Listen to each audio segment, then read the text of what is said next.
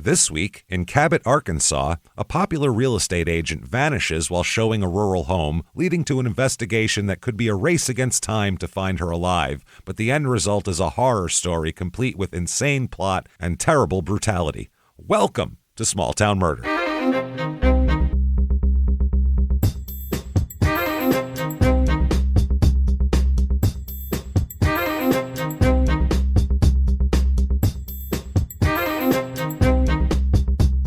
Hello, everybody, and welcome back to Small Town Murder. Yay! Oh, yay indeed, Jimmy. Yay indeed. My name is James Petrogallo. I'm here with my co-host. I'm Jimmy Wissman. Thank you, folks, so much for joining us today on an absolutely crazy edition of Small Town Murder, as all of them are. Let's be realistic here. They're all crazy. This one fits right into the pantheon of crazy, so I can't wait. It's a really weird one and a wild one. We'll get into all that. First of all, though, shutupandgivememurder.com is where you get all of your tickets for live shows. So go there, get your tickets today. I think there's a couple left in San Diego from our holds that we put out. Couple there. Otherwise, Seattle, Philly, D.C. Oh, no, D.C.'s gone too. So Seattle and Philly are what we have at this point. So get in there, get your tickets right now, and keep your eye out because we release our holds from time to time. And so you might see a pocket of 20 tickets pop up in a sold-out show. So keep your eyes out, and if we see it too, we'll let you know. Do that, shutupandgivememurder.com. Also, listen to our other two shows, Crime in Sports and Your Stupid Opinions, which are hilarious, and you're missing out if you're not listening. And then get yourself Patreon. There you go. Patreon.com/crimeinsports is where you get all of your bonus material. Yeah. Anybody $5 a month or above, you're going to get a lot of stuff. First of all, hundreds of bonus episodes you've never heard immediately upon subscription. Then new ones every other week, one Crime and Sports, one Small Town Murder, and that always happens, and you get both. You get everything, of course. This week, what you're going to get for Crime and Sports, we're going to talk about gambling in sports since 2018 when it became legal everywhere in the United States, and how many athletes have gotten in trouble gambling since then. It is remarkable. And it's only going to get worse too. You bet. Yeah. Then for Small Town Murder, we're going to do something different. I'm going to give you a choice. Okay. Let me know which one you like better, okay? And we will do not you, them. They're paying, not you. The hell do I care what you like? Sit there and listen to what I tell you. No, I'm just kidding. Okay. Here's what we're going to do. For Small Town Murder, you have a choice of either the history of executions in the United States or Ted Bundy helping catch the Green River Killer. You let me know on, not on Facebook because not everybody goes. Do Instagram. I don't care. At James Petrogallo. Just send me a message and whatever. I'll figure it out, and I'm going to do a little polling of my own. And whichever one you choose, we'll do this week. The next one will be the next one. So I couldn't pick them when you pick. I like them both. That's why I'm having them pick. Yeah, I don't know. So let's give them a choice. Why not? So we'll do that. And in addition to that, you also get all of the shows, Your Stupid Opinions, Crime and Sports, Small Town Murder, all ad-free as well on Patreon. Oh, great. Yeah, and you can put that RSS feed into whatever player you use, and you can do it that way. It's real nice. And you get a shout-out at the end of the show where Jimmy will mispronounce your name. So it's a deal. You can't beat it. That said, disclaimer time. Look, everybody, it's a comedy show. Yes, it is extremely real. Everything in the show is real. No details are made up for comedic effect or any ridiculous thing like that. It is as real as it gets, and we think the research is as good as it gets. So check it out. There are going to be jokes. We're comedians. That's how this works, and there's a lot of reasons to do that. But what we don't do is we never make fun of the victim or the victim's family. Why, James? Because we're assholes, but we're not scumbags. See how that works? That's how that works. So if you think that true crime and comedy should never go together, you know, you might not like the show, but I'm telling you, we're making fun of murderers and things like that. It's when someone goes, I think I can get away with this crazy murder. All we can do is make fun of it as human beings here. Yeah. So that said, I think it's time, everybody, to sit back, clear the lungs now, and let's all shout, "Shut up and give me murder." Let's do this, everybody. Let's go on a trip, shall we? Yeah. We're going to Arkansas this week here. We are going to Cabot, Arkansas, C-A-B-O-T, Cabot. Yep. This is in central Arkansas, kind of a suburb of Little Rock here. It's about 30 minutes. You said right, like you're like, yeah, I know the Cabot. Yeah, I lived in Cabot half my life. Yeah, you know. Yeah, my brother lived in Sherwood, and don't know where that is at all. Other places. It's right outside of Little Rock. It's in the area. Yeah, it's the suburbs. This is kind of where we're going to stay. This whole episode's kind of Little Rock suburbs. About 30 minutes outside of Little Rock. About 2 hours to Memphis. Yep. And about an hour and a half to Jonesboro, Arkansas, our last Arkansas episode, Murdering as a Family, which is right. That's nice. You want to do that. You want to stay together in certain things that you do. This is in Lonoke County, Lonoke. I guess that's Lonoke. Or could be Lonoke. I'm not sure. What do I know? Area code 501. The motto here for this town in the suburbs of Little Rock, quote, "It's all here." Is it? All of it, Jimmy. All the tornadoes. I know that. Oh, we'll bring up a tornado history of this town. Whenever we do these states, there's a tornado coming up in history. Yeah. This city of Cabot was originally obviously a small settlement around a refueling station on the railroad. That's all it was, really. After it bypassed Austin here. Austin, Arkansas, which, by the way, before it was Austin, it was Oakland, Arkansas. So it's all the places I've been. Yeah, next it's going to be. I like to put bumper stickers on my suitcase. What I do is petition the local government to rechange the name.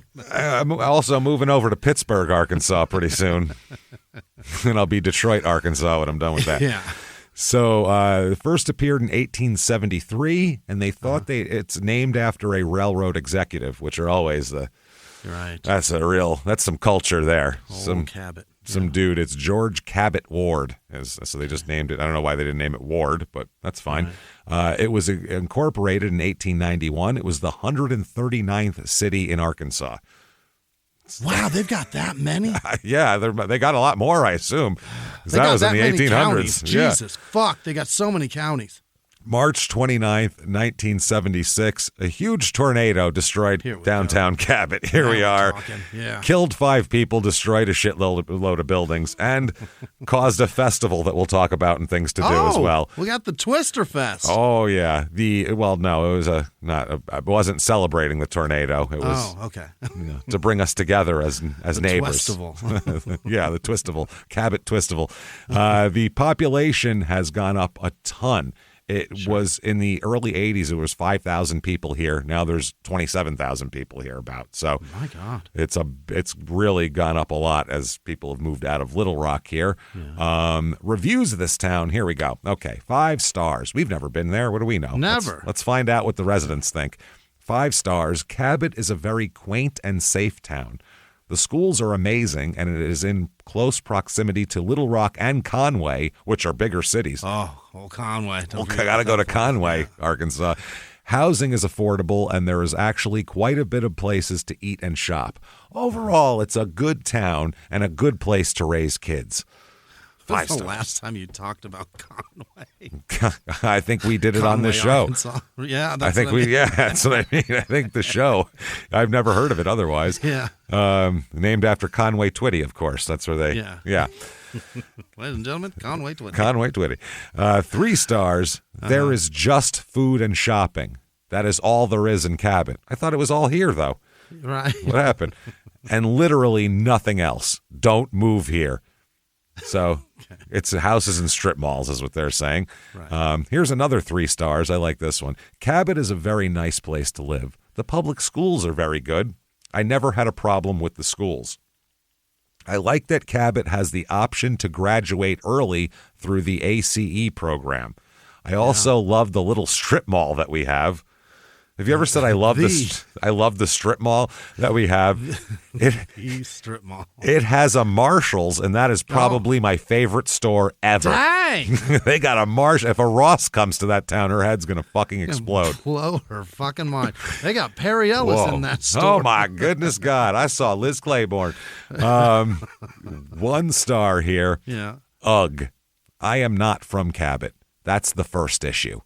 3 years here and still no friends. Oh. They don't take to outsiders? Oh, well, either that or you could be an asshole also. Right, you never maybe know. it's you, man. We don't know. That's what I'm saying. I'm the first to blame, this sort of thing, but, I don't know. It could be you. The only thing I have experienced is absolute snooty, stuck-up fake people. I travel to Little Rock for activities and for shopping. It's like two different worlds. Okay, so yeah, the small town and the smaller city are still very different.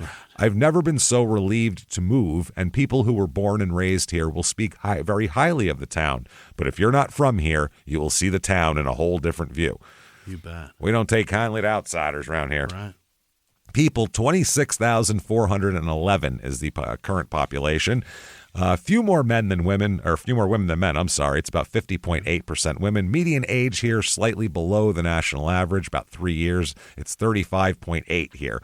So that's pretty low. Higher marriage rate than normal. It's about 54% married, which we get in these like suburbs outside of these bigger cities.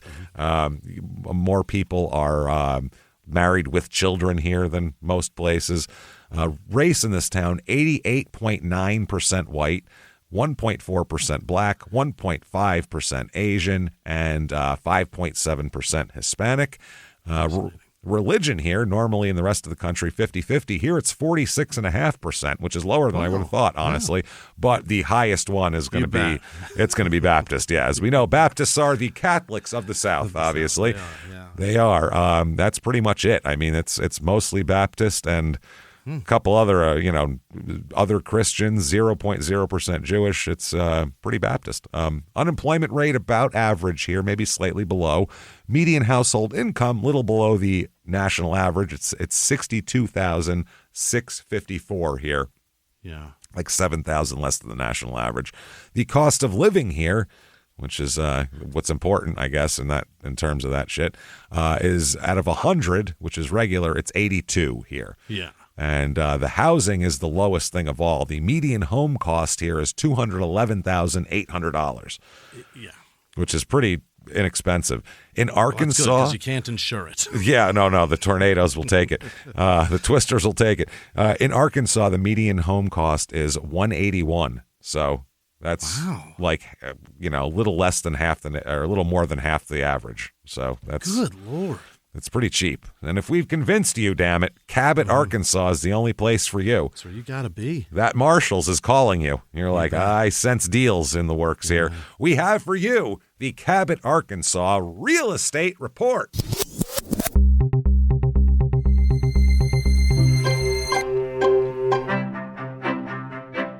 The average two-bedroom rental here goes for about $940 a month. So cheap, much about $300 less than the national average. House number one is a fucking mess. It's the only way to put it. 3-bedroom, 1 bath, 1,074 square feet. It's on about an acre and 3/4 of land, so decent sized land. But I'm going to show you this house right now. Oh, it doesn't look like it's like. No, it looks like a crime scene. It doesn't look like it could be occupied. It's like where you find a body in an abandoned place. It's all fucked up. Look at the inside. It's a mess. Like there's just shit piled everywhere. It's just a disaster. There's not enough room to survive. No, it's not with all that shit in there anyway. Jam all your shit in piles. Man, that is $74,000 for that thing. Steep. I mean, it's almost 2 acres. I guess you're really buying the land. I guess you're buying the land, yeah. And it says that it is a fixer-upper. No shit. You betcha. The metal roof is 3 years old. Is that That'll right? keep you up at night. And it has central heat and air that don't work, it says. Central heat and air non-working, ! Like that's a selling point. But it does have a window unit and a wall furnace. So there is that. Okay. And a roof that ain't rusty yet. Oh, man, I ain't even rusted yet. Here is one, a 3-bedroom, 2-bath, 1,566 square foot house here. This is kind of a nice family house. Oh yeah, look kind at of flagstone on the outside. Nice, yeah. Inside, flagstone? Or whatever those stones are. I don't think it's flagstone, but other nice wood floors, redone on the inside. Okay. Smaller lot, not going to get the 2 acres here. Yeah, but decently appointed house. But a much nicer house by far. $174,000. Okay. And that just had a it's probably $100,000 worth of work. That just had a price cut of $15,500 yesterday. So it's on sale, everybody. Little back, you guys. And then finally, a 5-bedroom, 6-bath T-bowl for each and every beehole, baby. There we go. 5,118 square feet. Now we're talking. Christ. Look at this bad boy. Ooh wee. That's a big house. A big old house. Lots of 4-car garage. Through the windows. That looks great. It's a nice house. It's goddamn nice. It's on 2 acres also. $820,000 for that. Well, which is expensive. 5,000 square feet a house. For Arkansas. But yeah, if you put that house in that land anywhere else, it would be extremely expensive. Sure. Things to do in this town. Okay, let's find out what there is here. First of all is the Cabot Fest in downtown Cabot. It says largest celebration in town. And this is the one, it was established in 1978 to celebrate Cabot's resilience after the tornado. Yeah. That's literally what it was for. And it says it continues to be a symbol of community, spirit, and togetherness. Yeah. It offers something for everyone, which I'm not sure about that. What do you think it offers for me? What do you think I would like there? Maybe there's an Italian truck, James. Yeah, that's what I love. Italian food from Arkansas. That's where I got it. In a truck. In a truck. I like my food from a truck in Arkansas, mainly. That's where I buy it. This is fascinating. This is like that third little pig just gloating. So it says, get ready to groove to live music from talented artists across different genres. No mention of who those people are or even the genres. Town. That scares me. From here.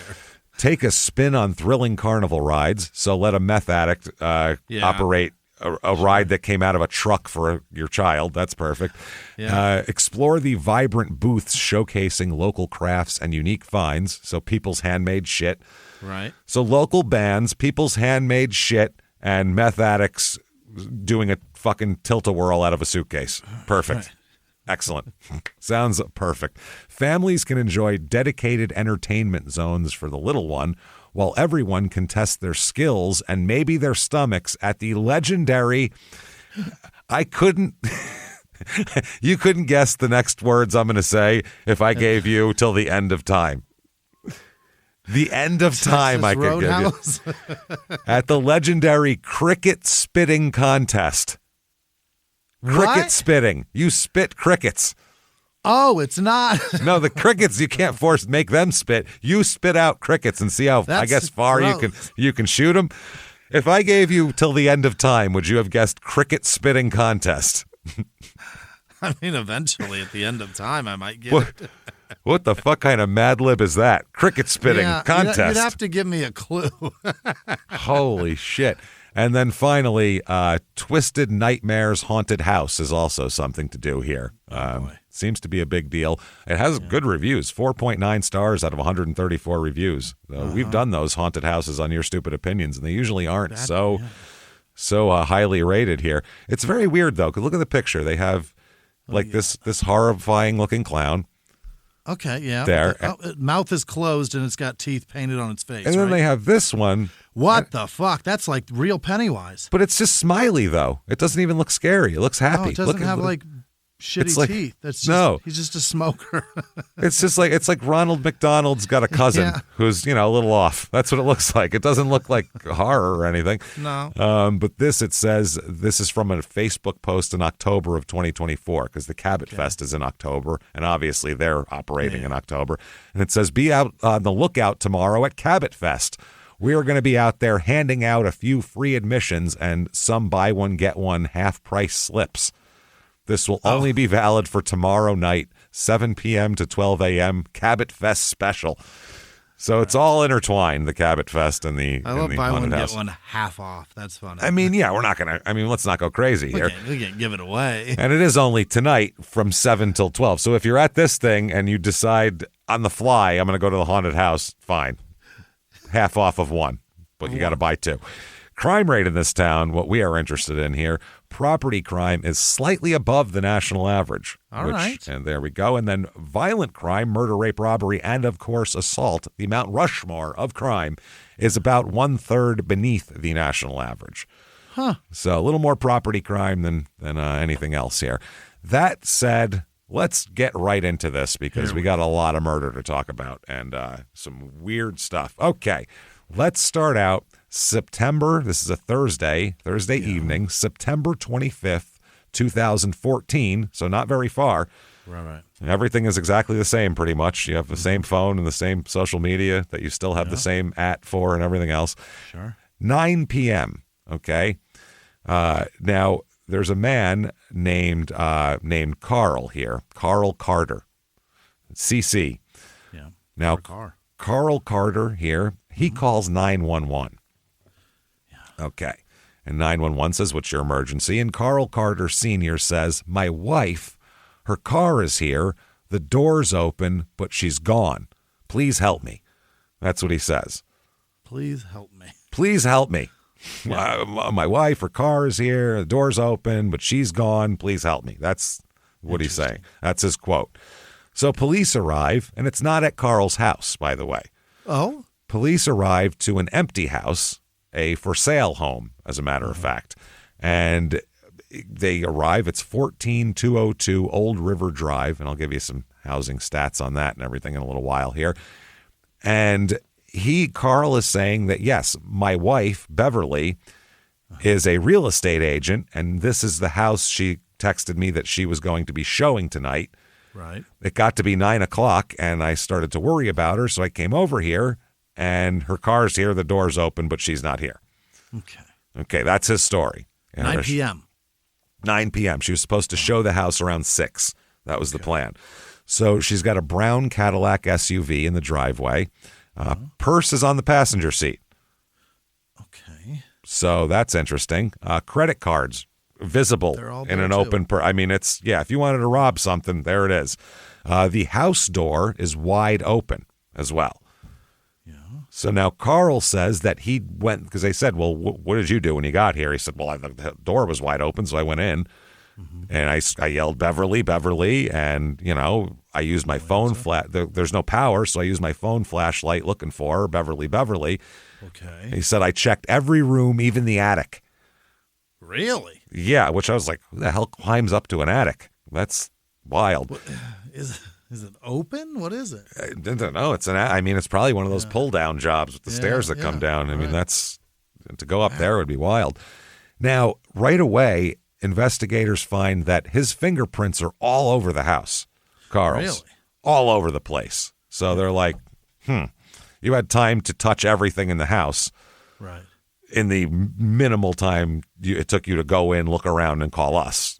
You had time to touch everything, essentially. Right. But they're not finding a lot of other fingerprints anywhere. So they're like, I don't know about your story there, Carl, but we'll talk about it. Carl. So let's find out some background on Beverly and Carl and see what's going on here. Now, Beverly was born Beverly Lynn Lowndes, Lownes. Later on, she'll be Beverly Carter. But for now, Beverly Lowndes. She's born December 20th, 1963. She was born on the McClellan Air Force Base in Anniston, Alabama, as a matter of fact. And, she's very, she's kind of a middle America kind of a story. I mean, her dad was in the Air Force and just kind of a middle class, normal upbringing. Anniston, Alabama, huh? Yeah, which we've covered twice. She's got PCBs. She's got all sorts of PCBs.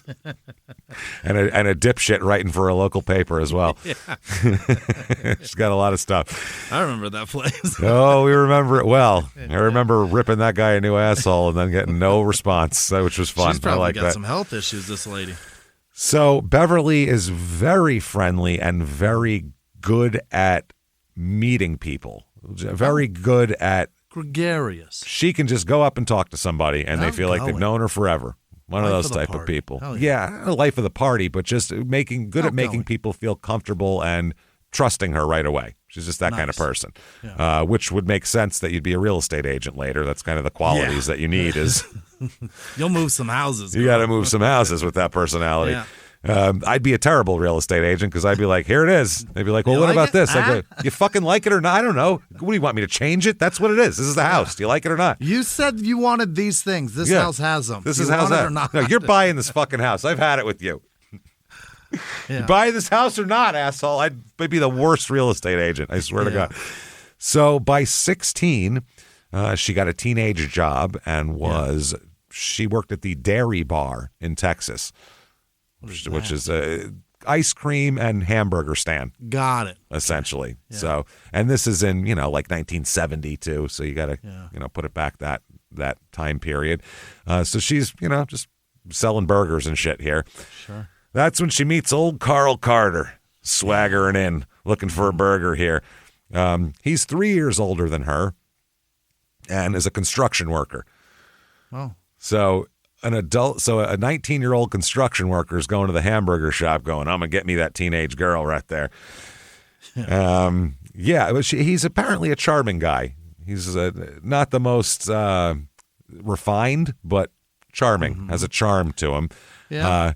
He'd order the same thing. Yeah, exactly. He'd order the same thing every day and always make the same joke, too. He's that guy. She'll remember me. Oh, boy. That's not going to get old. He said, I knew I was going to get a wife when I got that hamburger. That's what he said later on. I went in looking for a hamburger and a wife. No mayo, please, on either. Thank you. Pickles on the wife, but no, keep them off the burger. They have some trouble. They get married at the courthouse. No big wedding. No, none of that, small town wedding Nothing shit. None of that stuff. Yeah. No, they just go to the courthouse, and she didn't even have a wedding dress. Okay. They just went dressed in their regular shit. No big reception. Nothing. They just had got married. They had some trouble early on in their marriage. Carl hit her one time. Oh, Carl. And she always says it once he hit her. He was drunk and he hit her. And they got over that. She believed him when he said he wasn't going to hit her anymore. And he didn't. I mean, they were together for 30 more years and he didn't hit her anymore. Don't know what he was thinking that one time. It's very rare that someone hits you once and then never again. So. Yeah, do we know how he hit her? Was it like a big deal? Was it with their cops? I guess. Yeah, I don't know how drunk he was exactly, too. I mean, I don't know if he was stumbling drunk or what. It's not that that's an excuse, but I'm just saying I don't know what would make him do it once and not 20 more times is all I was getting at. Maybe he swung at something on accident. Or who the hell knows? Accident? You don't know. Who knows? We don't have no idea. He cheated on her one time as well. Oh, really? So he makes every mistake just the once. These are two things that usually you don't stop doing. Yeah, right. Well, usually they don't stop. If someone hits you or cheats on you, that's because they're a woman beater or a cheater. That's only two things. So it's rare that they do those things once and then learn their lessons. That's very rare. Carl's a good guy. He will gamble all the mortgage money away, but he'll only do it once. He'll only do it once. That's the thing. Whatever he does, he'll do it once. That's all. Carl learns lessons. It's very strange. I swear I'll never do it again. Who believes that? Nobody. And he actually did. It's very strange. Wow. Beverly gave him a second chance on that one, too. And this is, by the way, not while everything is going swimmingly otherwise. Throughout the beginnings of their marriage, they have no fucking money. They bounce from trailer to trailer. Ooh. I mean, they're a young couple. They start having kids. He's got construction jobs. They're living in trailers. They'd have to stay with family sometimes so they could just have a place to stay. Yeah. It's rough. So they end up having 3 sons as well. Well, that'll help. That'll help. We'll have 3 kids.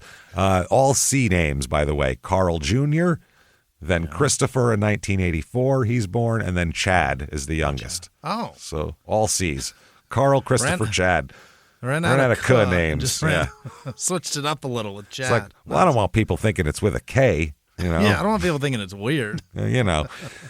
So 2003, the family suffers some tragedy. At 19 years old, Christopher dies in a car accident. Fuck. Yeah, that's rough. The middle child. He's 19? 19 years old, yeah.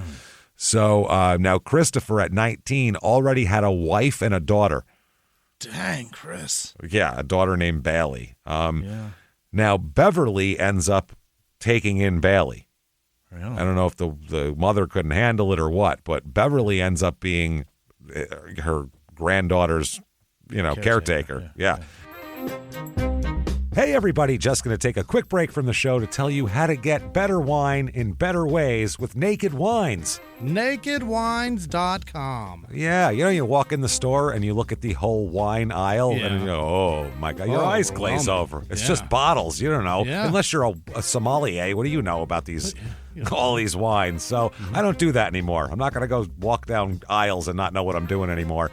That's why I love our next sponsor, Naked Wines. I'm telling you right now, you want to be a good house guest? Bring a good bottle of wine over. You will always be welcome at people's houses. I like wine a lot. I might not know everything about it, but I like it. I love it. It's good stuff, which is why I'm a big fan of Naked Wines. Sometimes you just want a glass of wine. You want to have it brought to you by the people who know what they're doing, and that's Naked Wines. It's in the rotation. Naked Wine is a wine club that directly connects you to the world's best independent winemakers so you can get world-class wine delivered straight to your door. Use code SmallTownMurder and the password for that as the password as well at nakedwines.com and get 6 bottles for just $39.99. I got a bunch of Pinot Noirs because that's my jam, and I got some really nice Willamette Valley Pinot Noirs. Yeah. I love the selection they sent me. You liked your cabs, I know, because I so good. Had some over at your house there. It's really, really good. You should do it. Naked Wines brings you amazing wine straight from the winery at up to 60% less than you would pay in a store. They cut out the costs like the middleman markups and all that kind of thing. Let the winemakers pass these savings on to you. Naked Wines has been around for 15 years and backs over 90 independent winemakers around the world who make the wine you love to drink.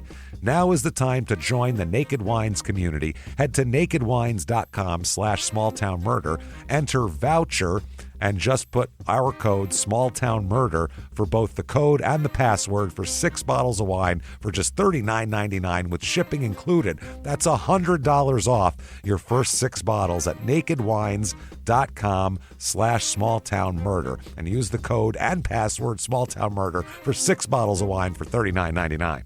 Now back to the show. Raised her up. All of her friends say that messed her up a bit, her kid getting killed in a car accident, which it would mess anybody up. Yeah. But she wouldn't let it hold her down type of thing. She was going to try to keep progressing in life and all that. Yeah. Now, in the early 2000s, she gets her real estate license. She decides maybe that's something I could get into. As the kids are getting older, a lot of women, like in their 40s, where their kids are getting older, they go into real estate. Yeah, they can make their own schedule, and it works very well. And you can make some money. My stepmother did that in the early 2000s, and she did very well for a while. So she gets her license. It's hard to start, apparently, in real estate. It's not easy to start because you don't have clients. People got to know who to call, and you use who you used last time usually. She was cold calling at first. I mean, that's, you want to buy a house? No? Yeah. Okay. Hello? You want to buy a house? No? Okay. Carl, that's you rough. Make dinner, I'm only in the AT part. In the market? I got a long way to go. Anybody in the market there for a house? No? Okay. That's so crazy. So it was tough, but she persists, and her personality is perfect for real estate. So she was going to figure it out, and then she did. She figured out how to do this and becomes a top salesperson in the company. Wow. What company do we know? It is Cry Leak Realtors. Okay. Cry is CRYE Realtors. It's in North Little Rock. And she becomes a top salesperson for them. Top 10 in her office. Top 5 in Arkansas at one point. Wow. She once sold $12 million in inventory in a single year, which in Arkansas is like 4,000 houses. That's like the state capital. Yeah. It's like 3 houses in L.A. or 150,000 in Arkansas. One or the two, but that's what she makes. All of Conway. It's pretty much. But she is known for big smile, big laugh. When you see her real estate picture, you're like, that's a real estate agent lady. Absolutely. One of her coworkers said she had a big goofy laugh that just made you smile. Billboards all over the highway with her face smiling down on them. She's that real estate agent that everyone in town knows who she is because they know about her billboards. They're all over the highways. Now, by 2014, she's 50 years old at this point, and she decided to make herself over. Oh. I don't know if this was to feel good or for her job or whatever it was, but she said, I got to look better on those billboards, man. Yeah? She lost 60 pounds. Wow. At 50, that's not easy either. No. That's tough. It's dangerous. She called a mommy makeover. Got a tummy tuck, got some cosmetic surgery, get the bags under the eyes fixed, whatever, all that shit. So she got the whole deal. She started training for marathons at 50. She's gonna run. Well, she would her and Carl would go traveling. They renewed their vows, and they finally had a big wedding and a reception with all their friends because they couldn't afford it when they were 18. Yeah, so I mean, she is reinventing herself, man. Good for ladies in her middle-aged life. And everybody's just like, you go get it, girl. A guy does this, and it's like, oh, douchebag. How pathetic. Look at him. You fucking worried you're going to die? What's the matter? Where is that from? That's from something. What are you worried you're going to die? I don't know. I think it's maybe Burr. I'm not sure. It's funny though. What's your problem? Why are you so concerned with your mortality? You fucking dork. No, never mind health stuff. Guys aren't allowed to do anything cosmetic to look any better. God, no. Nothing. I mean, nothing. We're not allowed to do anything. It's like, look at you, loser. What's the matter? You don't like being a fat, fucking, ugly shit? What the fuck, loser? What's your problem? Pussy. They're like, what are you talking about? I can't look better? No. But it makes me feel better. What do you fucking have feelings, you pussy? What the fuck? Who cares what you think? That's why are you so scared? Yeah. That's it. But we go, that's good for you. You go, girl. And it is good for her. I'm happy for her. But we should be able to do it too, is what I'm saying. Really. Yeah. Tell them who runs their life. Show them. Whatever. We should be able to do it too. That's all I mean. I don't want them to not be able to. Yeah, I just would like us to be able to, maybe do things. I want to benefit too. Yeah. So Thursday, September 25th, 2014. Okay. Yeah. Beverly starts out her day very well. Remember, this is the day we started at 9 o'clock at night. Right. Yeah. Beverly that morning wins $50 in an office contest. All right. I don't know what that. Not sure why, but she liked it. She won it. She was laughing, and she said, "Maybe I'll frame it. My first earned money that isn't commission." Oh, she was joking. Yeah, first money I've ever got. It's not. I didn't have to earn. So that day, she helped a younger agent with a client that was kind of a pain in the ass. Kind of help guide her through the process. One of her coworkers forgot their lunch, so she shared her lunch with them. Oh, very nice lady. She texted Carl that day, "Having a great day, love you," with exclamation points. Not bad. They've been together like 35 years. That's pretty good. Not bad. Yeah. Communication of affection. That's nice. Not bad. Exclamation points after 35 years is pretty impressive.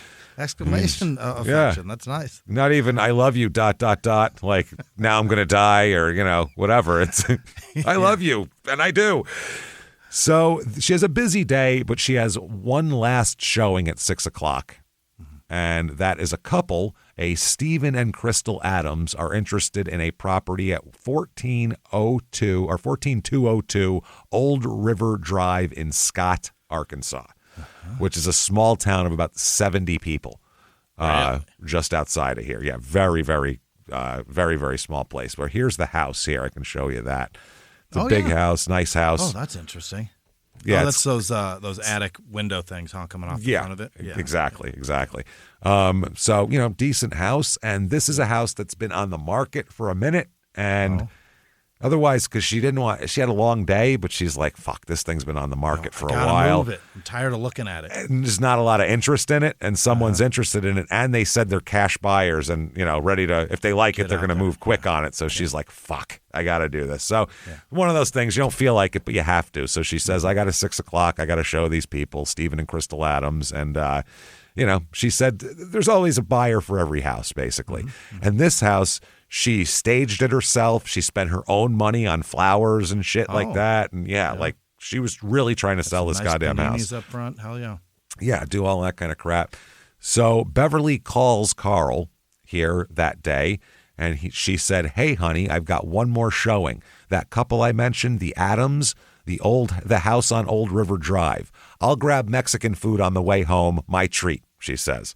I'm going to sell this fucking house. I'm going to sell this house, and I'm going to grab me some fucking carne asada, and I'll be on the way home. Yourself a chimney. Boom. I'll be home in a bit. So she then texts him the address of the home every time she does a showing, she texts Carl the address, which is smart. Yeah, that's what you do. That's, Sarah sends me, if she's in an Uber, she sends me a screenshot of what it is and everything so I can hunt the man in case if he kills Scott her. And whatever her name, Adams, ends up being like a real Adams family. You never know. You know where I'm at. Yeah. Yeah, that'll work there. That was so 9:30 p.m. That's when Carl Sr. calls 911, says, "What's your emergency?" And my wife is here. The door's open, but she's gone.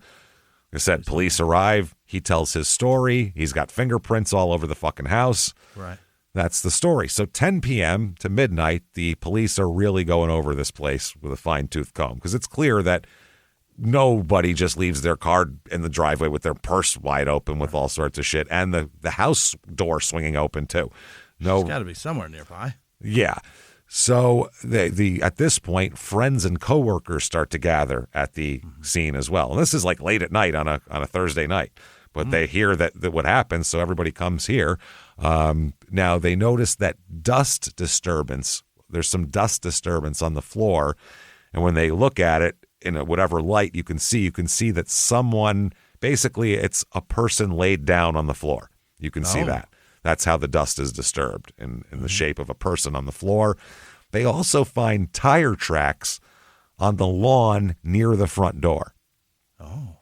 Like somebody backed their car up to the front door on the lawn. Got it. Yeah. That's how that goes. And neighbors, when they canvass the area, neighbors report seeing a skinny white male with a black car around earlier in the neighborhood. They don't know if that was, they didn't see them like leaving the house, but they saw him in the neighborhood. In the neighborhood earlier, skinny white male with a black car that they haven't seen before.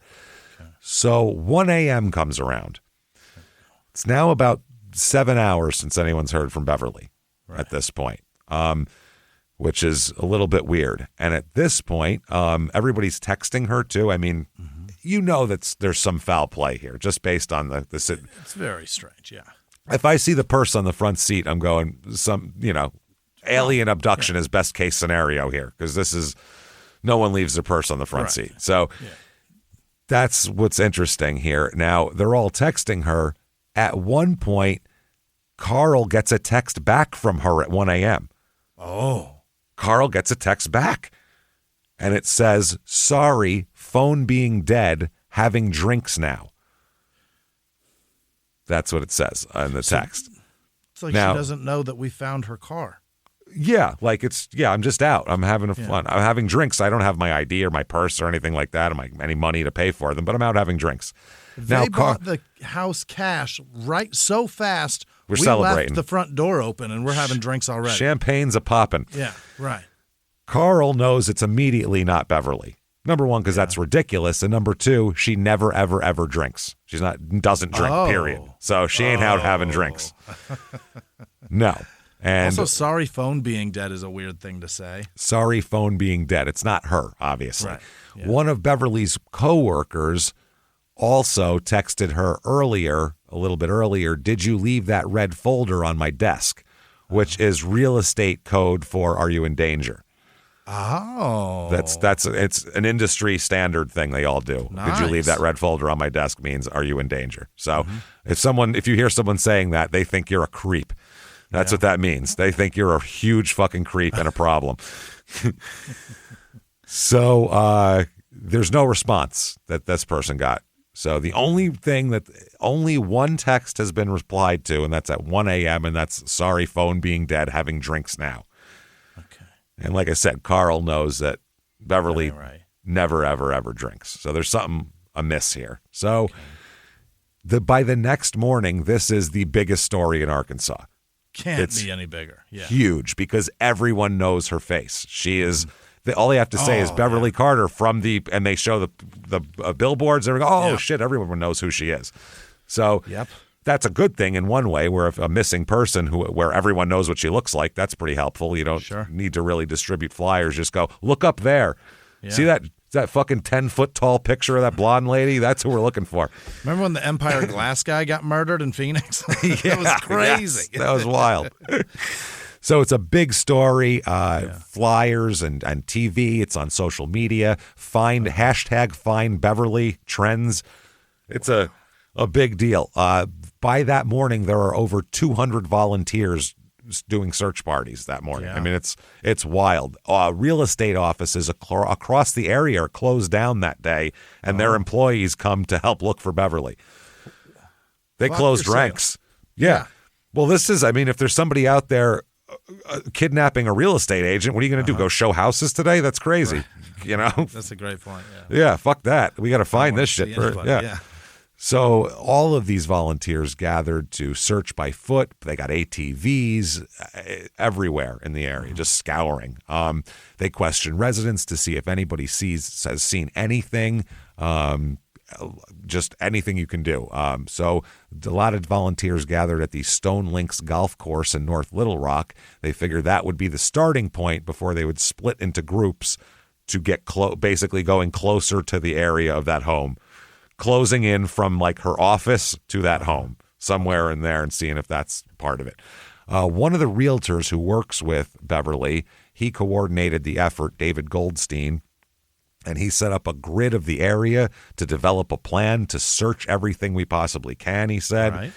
He said, we expect we will get information today. My expectation is to find Beverly and to find her okay, but time is of the essence.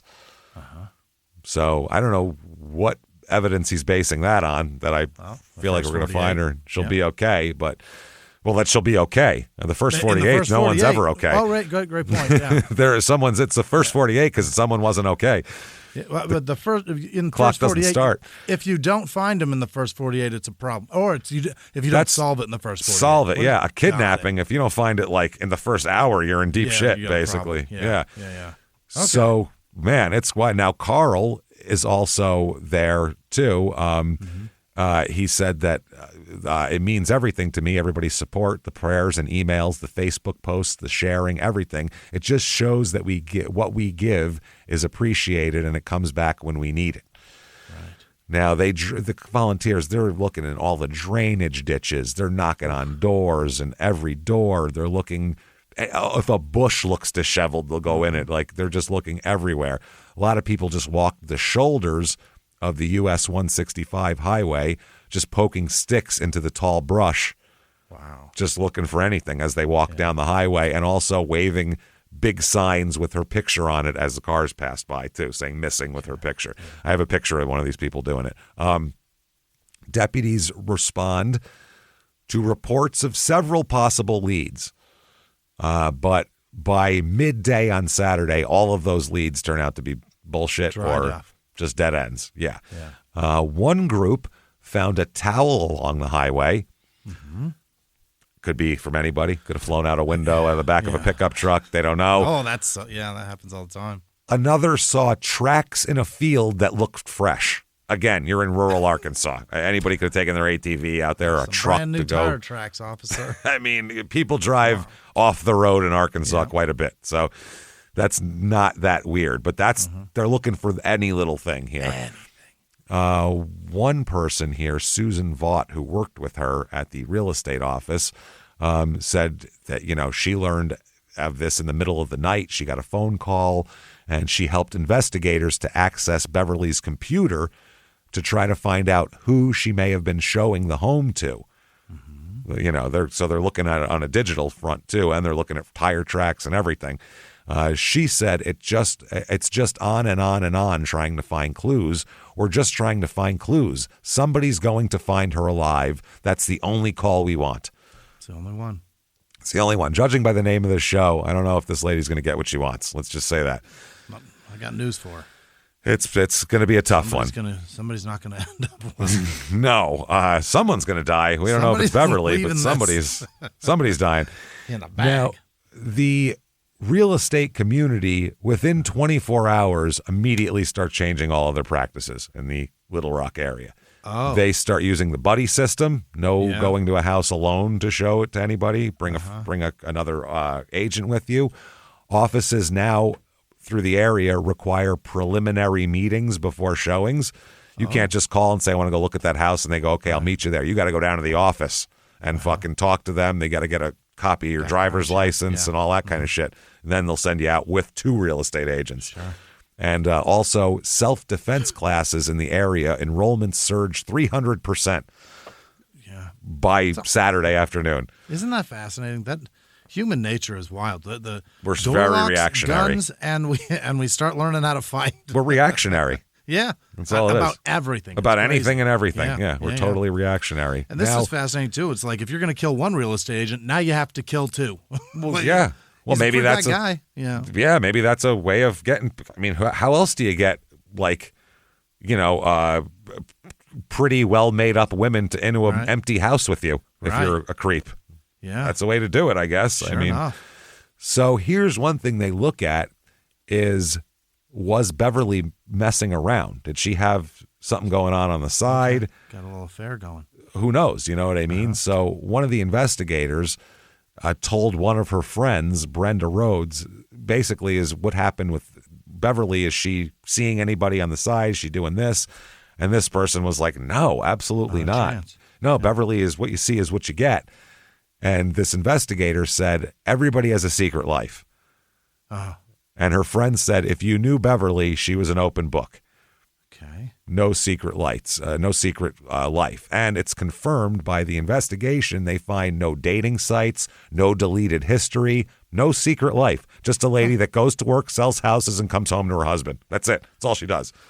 That officer was befuddled. He's like, I got to stop doing that secret life. Yeah, Jesus. Fuck. I think I just told on myself. This isn't good. Everybody has a secret life. Like, not this one. Well, I'm going to stop being an asshole now. Is it just me? Do I have a secret life? I've been telling my wife that for years, and she, it's been working out. I don't understand it. Yeah. Holy shit, that's funny. So all through Saturday, Friday into Saturday, it is just hundreds of real estate agents and cops combing the fields and combing Arkansas, looking at tire tracks and trying to find anything, and they have no idea where she is. None. Wow.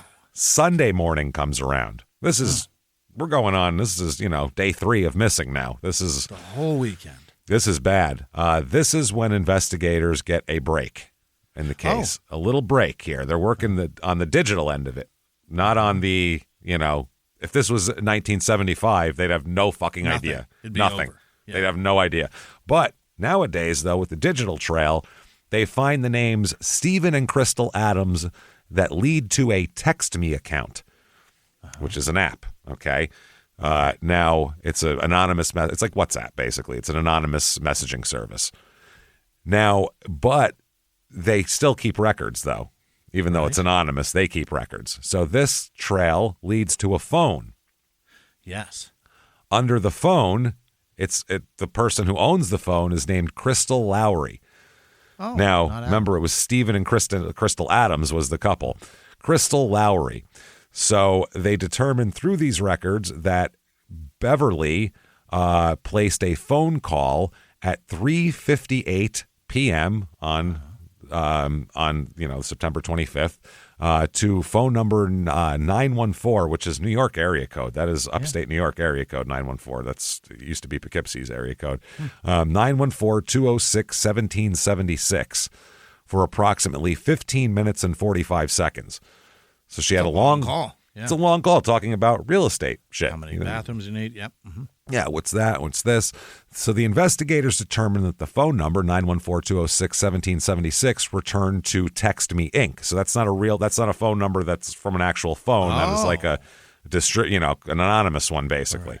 Now, Text Me Inc. is a texting and phone application that provides users with free text and voice messages, assigning them a unique phone number. So it's like getting an IP address. Like a Google number, yeah. Yeah. So an exigent circumstances request was placed with Text Me Inc., and they provided a report detailing that the actual cell phone number, see, they thought anonymous meant anonymous. These people didn't realize that meant, that meant with a fucking subpoena, nothing's anonymous. So they said that phone number, the 914 number, was in fact 501-687-3833. Which belonged to Crystal Lowry of 165 Randall Drive in Jacksonville, Arkansas. Name your cities after anything but the ones that other people have used, please. Stop it. Austin, Oakland, Jackson, enough, Arkansas. Okay, further looking into this shows that Beverly Carter's phone records revealed she and whoever the person using 501-687-3833 communicated via text messages, and that she and the person using that number communicated through text messages numerous times. However, the text message content, they don't have that. Okay. They just know that there was data transactions. So they also determined that Crystal Lowry has a husband named Aaron Lewis, and together they have a 2014 black Ford Fusion registered to them. Yeah. Okay. Now, Crystal's husband is Aaron Michael Lewis, and he is born January 13th, 1981, so he's 33 at this time. And they look him up, but turns out he's a skinny white male driving a black car. Oh. That's interesting, that Ford Fusion. He's also on parole at the moment. Oh. In Little Rock. He also has a Daredevil dirt bike YouTube channel. Really? Where he does dirt bike shit. I couldn't find it now, but he had this YouTube channel where he's like, I'm a douchebag. Look at me. Watch me break my neck. And then he goes and does dumb shit. I don't get those. So September 28th, the next day, they decide, let's keep an eye on this Aaron Michael Lewis and see what he does. Yeah. Maybe he has, because maybe he's the kidnapper. Maybe he has Beverly, or maybe he'll lead us to Beverly, basically. Right. Yeah. So if we grab him and she's somewhere, he might not tell us and she'll die. So sure. Yeah. They got to play this really. This is a delicate situation. What do you do exactly? There's a lot of nuance here. So to figure out what's going on with Aaron and what the best approach is, by the way, Aaron is Arron. That's how you spell it. 2 R's? Two R's. Whoops-a-daisy. It's like, what is happening? That is all fucked up, That's man. a fine way to find out your mom's dumb. Oh, well, I was just going to tell you his background, and he hates his mom, and maybe because she named him Aaron, and he's had to respell it all the time. Nope, not 2 A's, 2 R's. God damn it. So, little background on Aaron. They find out that Aaron is born in Ruston, Louisiana, was raised by his parents here. He said he was an only child. His home life as a kid is described as a bunch of chaos by him. Yeah. He expressed a lot of anger toward his family and his upbringing. He was not happy with it at all.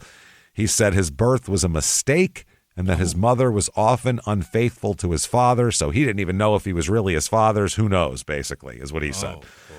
And he stated his mother was an alcoholic. Such a drunk that she couldn't spell Aaron. Which is really drunk. Or she just didn't want to name me after that guy from Stained. Well, one of the two. So he was 6 years old when his parents separated, and the divorce was finalized a couple years later. He went back and forth between his parents throughout childhood. They just kind of passed him back and forth. When he was becoming too much to deal with, somebody else would take him, which is not great for a kid. Not good stability at all here. No. He described himself as an asset to them, basically. Not like, they need me because I'm an asset like a piece of property, a piece of something that they'd pass back and forth. Right, that somebody pays for, and that's the reason that they have me. He said, whoever had me got a check from the other person. Yeah. That's what it was. He said, when my needs overwhelmed the check, they would have to cut their losses. And they go back, and then they'd send him back and forth. Yeah. He would never, as we'll talk about, he's had plenty of criminal interactions with police and in prisons. He would never, ever answer any questions about whether he was sexually abused during childhood. Wouldn't ever answer the questions, which tells me that he was probably sexually abused during childhood. The only reason to not is because of right? Why? If you ask someone who hasn't been abused, hey, were you abused during childhood? They'd go, no. No, why? They wouldn't go, I'm not telling. Right. Who would say that? That'd be a crazy thing to say. I don't want to get anybody in trouble. Yeah. Hey, everybody, just going to take a quick break from the show to tell you about Live It Up. Oh, let's liveitup.com. Absolutely. Hey, moms out there. Yeah. You guys, neither of us, but you guys, moms. You know. You do everything for everybody. All these people. and somehow you let your own wellness get knocked to the bottom of the list of things you need to do. Can't do that. That's where Live It Up Super Greens come in. It's a daily habit that actually works. No hassle, no fuss, just scoop, mix, and go. Whether you're tackling school drop-off, conference calls, or the laundry mountain, this is one easy way to win. It supports digestion, energy, and immune health. In just 30 seconds, Live It Up Super Greens is an all-natural blend of over 20 superfoods formulated with organic vegetables, probiotics, digestive enzymes, and naturally derived ingredients. Just one scoop a day can promote gut health, support your immune system, and give you that feel-good energy you can count on. It's designed by nutritionists, third-party tested for purity, and made easy on your stomach. No grassy taste or chalky texture. You don't want that. You mix it in water, milk, or a smoothie. Make it a healthy habit you'll look forward to. You'll never believe a green drink could taste so good. Right. If you haven't mixed Super Greens into your routine, Live It Up is a must-add. It tastes so much better than the others, and it's way more affordable. We'll help you out with that. Live It Up Super Greens offers premium quality without the premium price. It's one of the most affordable ways to support your daily health, and because it's free from sugar, dairy, gluten, and anything artificial, it's something you can feel good about taking every day. You're juggling kids, you're juggling work, you're trying to feel a little more like yourself. Live It Up Super Greens are a small step that makes a big difference. Live It Up is offering you 15% off your first order, including subscriptions, with the code SmallTownMurder. Plus, shipping's always free. Head to letsliveitup.com/smalltownmurder and use code SmallTownMurder for 15% off your first Super Greens order. These statements have not been evaluated by the FDA. This product is not intended to diagnose, treat, cure, or prevent any disease. Now back to the show. This is your before and after story. Southeastern College can help you prepare for a secure and fulfilling career in the growing healthcare field. We offer a wide range of careers to choose from. So whether you want to be a medical assistant, medical billing and coding specialist, nurse, surgical technologist, or another healthcare career, we've got you covered. Become a vital part of a healthcare team and make a real difference. Southeastern College, your future is bright. Visit sec.edu to get started. He did say this, though.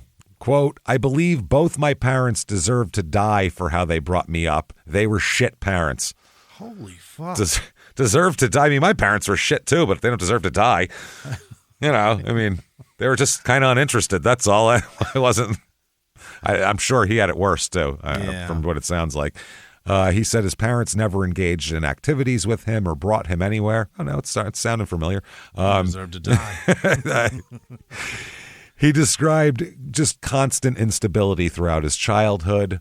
He mentioned at one point his parents owned 20 acres of land and a single-wide mobile home on the land before they divorced. That was the old homestead that was coming up. At least there was acreage. There's acreage. There was room for a house, just there was no house. He indicated at one point he was taken away, and he moved with his father to Texas at one point after he got taken away from his mother. He said, though, they returned to Arkansas, not Alaska, several months later. So he went to Texas with his dad. That didn't work out. They came back. He said he was 8 years old when his father remarried, and he got a stepmother. Nice. He said his stepmother was all right at first, but then it started to deteriorate, their relationship, when she attempted to, quote, assert herself as an authority figure. Fuck.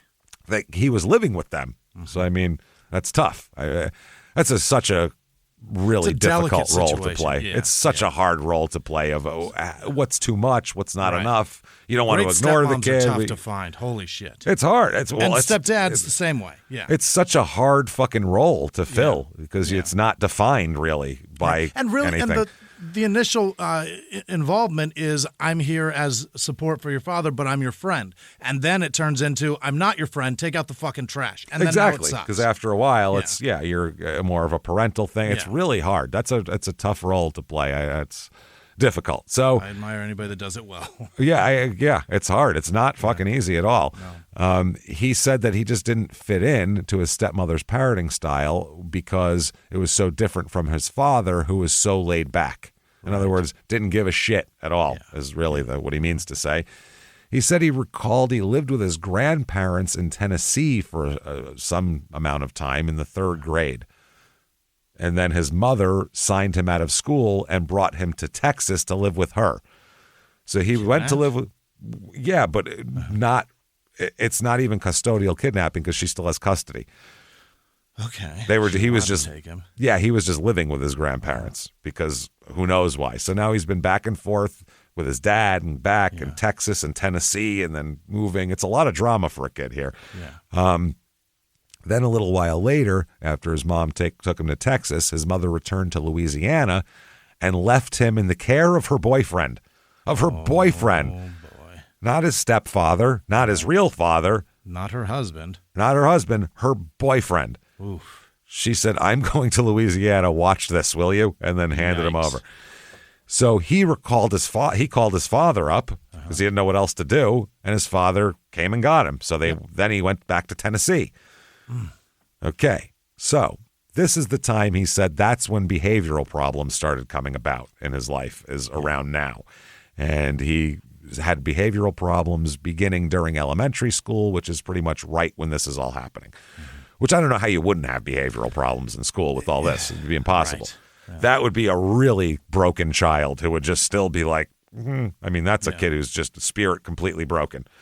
If they and will just do whatever he's told. Yeah. If they have no acting out, they're dead inside at this point. So he had all of this. He would get there's a lot of small things at first, disrespecting the teachers and, shit that kids do. He wasn't like burning down the classroom or anything like that.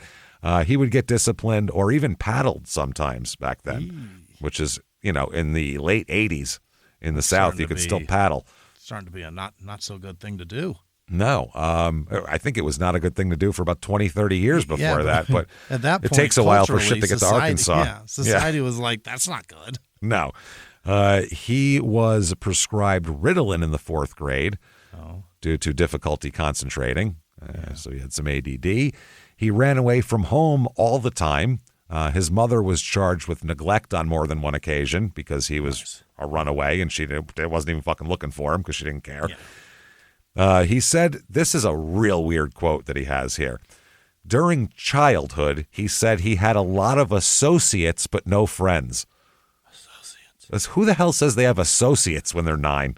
That's my associate. What a weird thing to say. This is my associate. We play jacks together. Like, what associate? What are you talking about? This is my associate. He has the best Pokemon cards. Yeah. This is my associate. He knows how to get past level 8-4 on Super Mario Brothers. So he's really good at it. He knows which fucking tubes to go down and shit to not get lost. Is he that dumb that he just mixed up the word acquaintance and associate? Because, I mean, I think kids, I don't even think any kids said acquaintances until like 14 or 15. Yeah, no, he's not dumb. That's the weird part. He's not a dumb guy at all. I think this is the way he puts it, is a lot of associates. He said that as an adult. And a lot of associates, but no friends. Associates? Wow. Okay. I mean, technically, anyone you associate with is an associate, but, sure, yeah. And culturally, we use that word to mean like, like a business partner or, someone you work, like a colleague, basically, associate, colleague, that sort of thing. Or a joke by a mob boss who says, my associate's going to search you now. Yeah. He started dating, he said, during adolescence, but never had any girlfriends until he was 23. Ooh. That is late to have your first girlfriend. So he also, though, was involved in some advanced classes, actually, and had good grades. He's not dumb. That's the thing. Yeah. He's not an idiot. He ended up remember they said they had that program where he could go through school quicker? Right, yeah. He took advantage of that. He fast-tracked his high school curriculum and said he graduated at 16. That ACE program?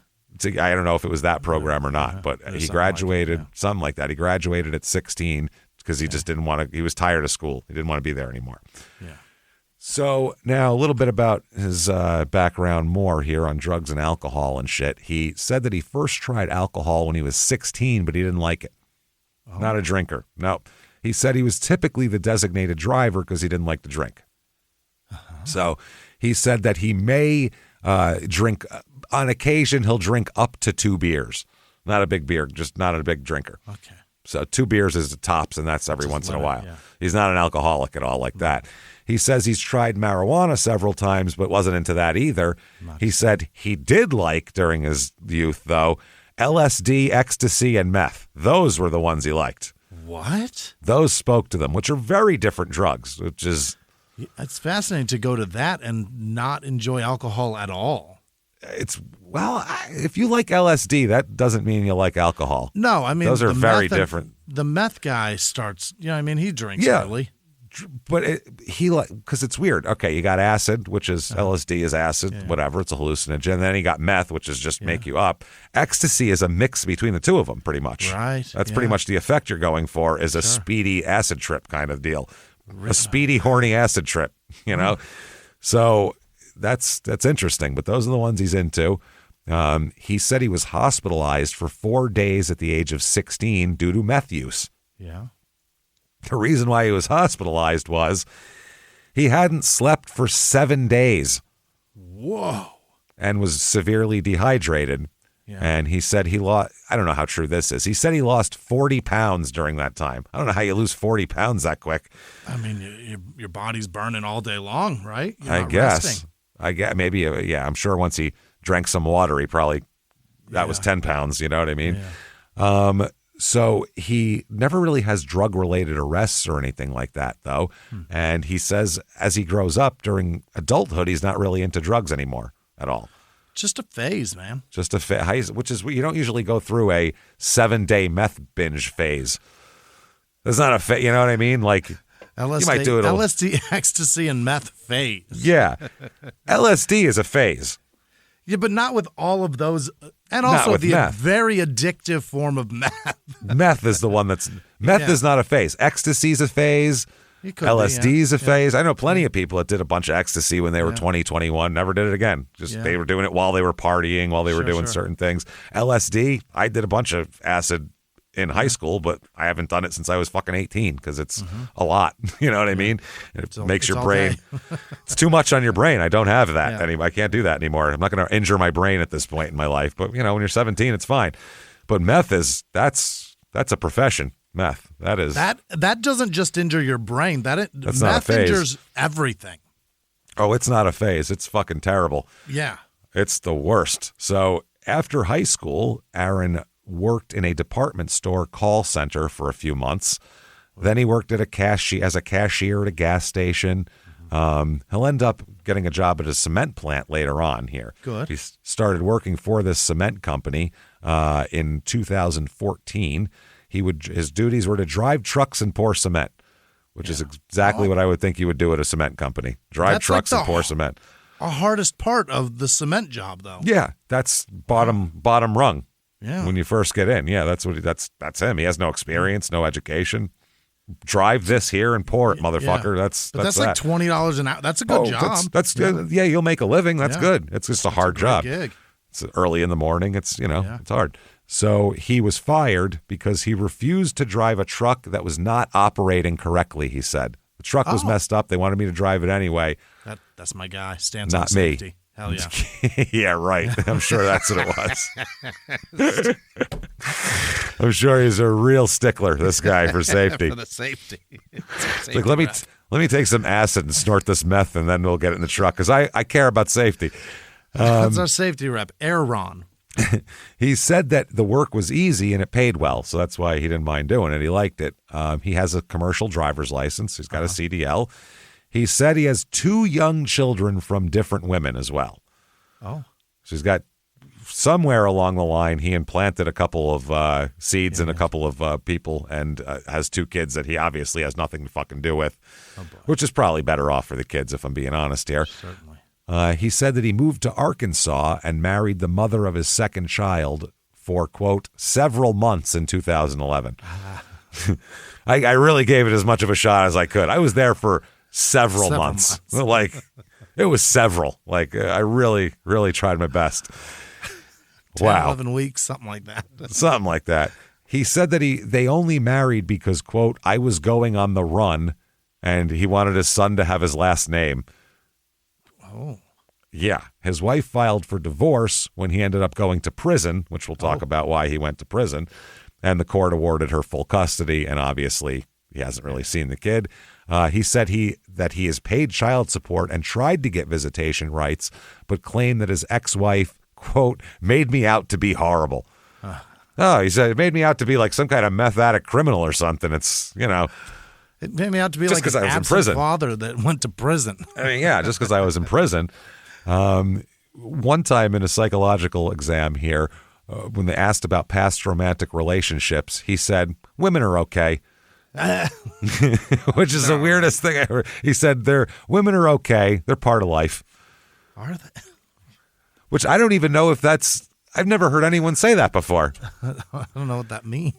No, that's what I mean. Women are okay. They're part of life. They're fine, I guess. Is that all right? Backwoods way of saying can't live without them? Can't live with them. Can't live without them. I guess it's simply they're just a part of life. They're Like associates. I associate with several of them. One of them I actually put an associate in her belly. Yeah. And she had it 9 months later, and I said, he's the cutest little associate I ever done saw. He also said, I've never seen a woman that could handle a breakup. It's better to keep things casual. So he said, you get in with them, then you break up with them, they get all upset about it. You just keep it casual, and then you never get into a relationship. Interesting. So to go along with his staunch record of casual dating, he married Crystal Lowry in 2014 in April. Attaboy. Yeah. To keep it casual. Keep it cash. Yeah. Keep it cash. They knew each other for about 5 months, which is great decisions. Yeah. Great decisions. This happened they married in April of 2014. This is September of 2014. All this stuff is happening. Holy. So, yeah, he said that he married her in attempts to gain visitation rights with his second son.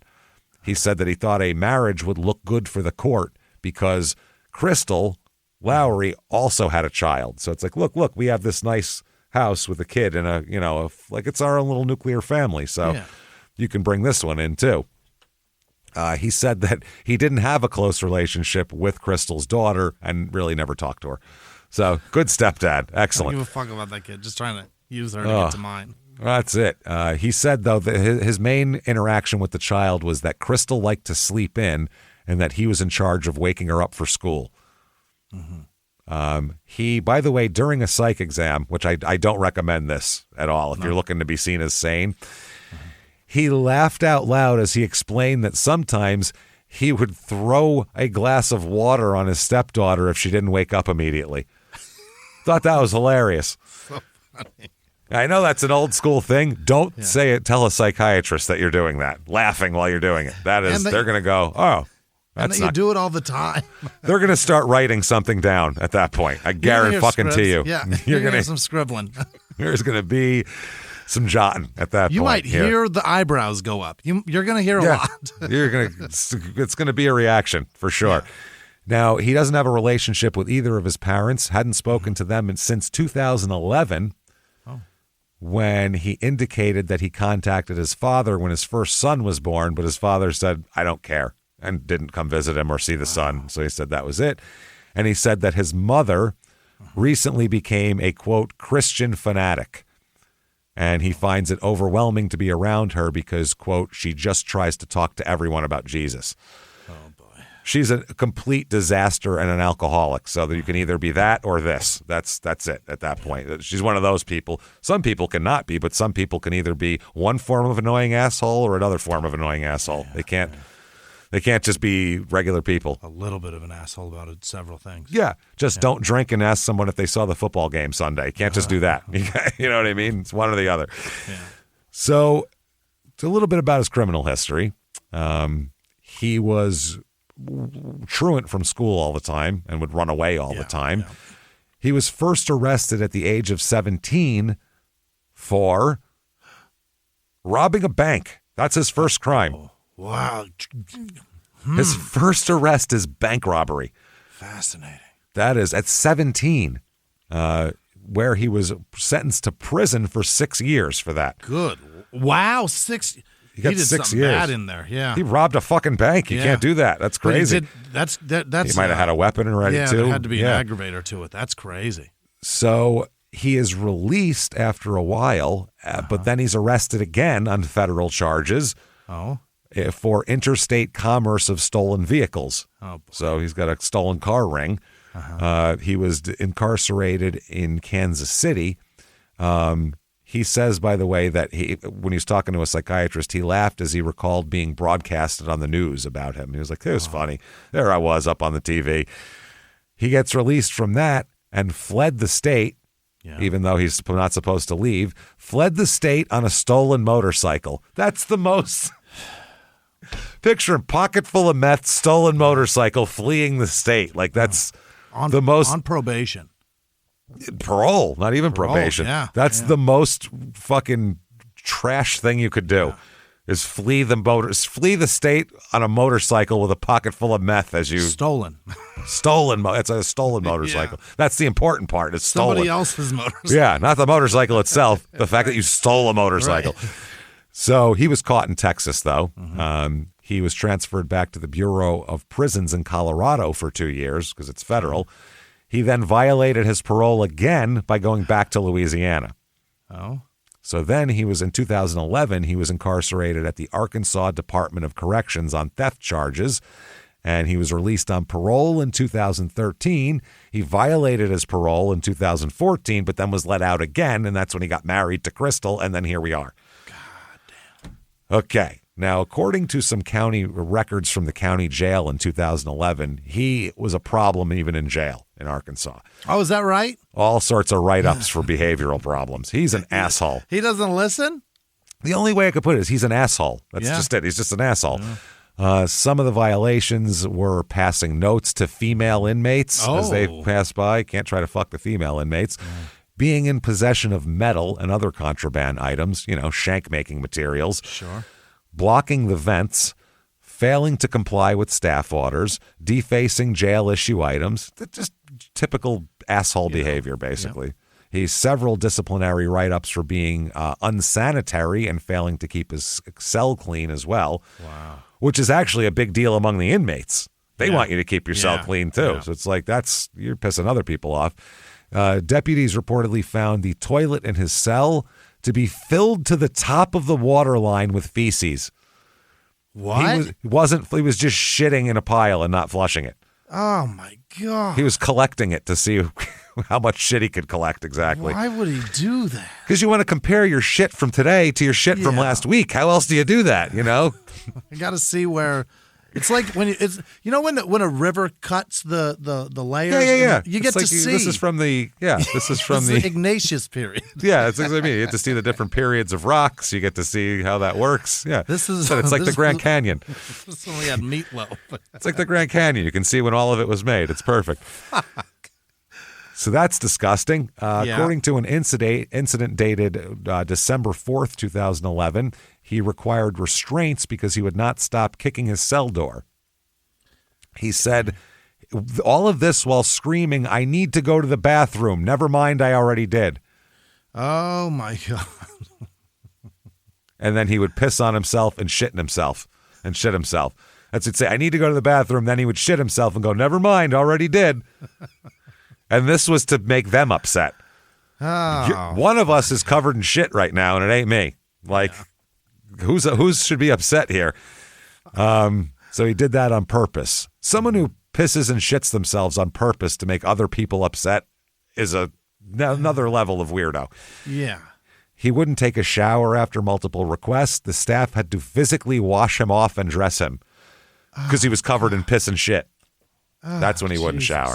He also had disciplinary action for sending unauthorized mail correspondence, as he would use other inmates' names as aliases to forward mail across the jail facility.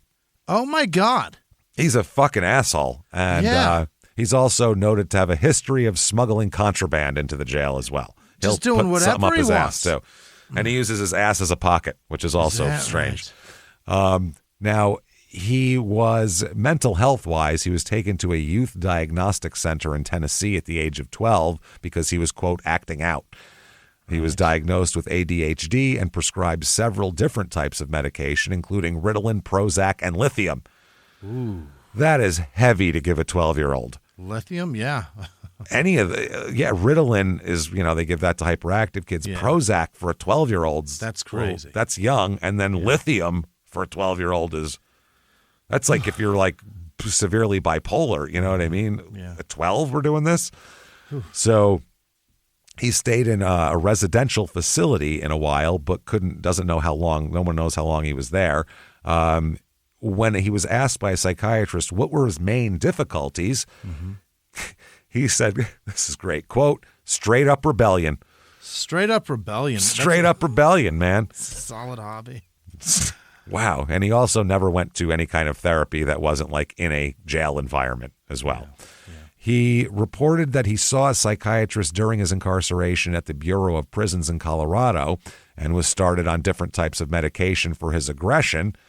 He's been prescribed Depakote, Paxil, Risperdal, and Seroquel.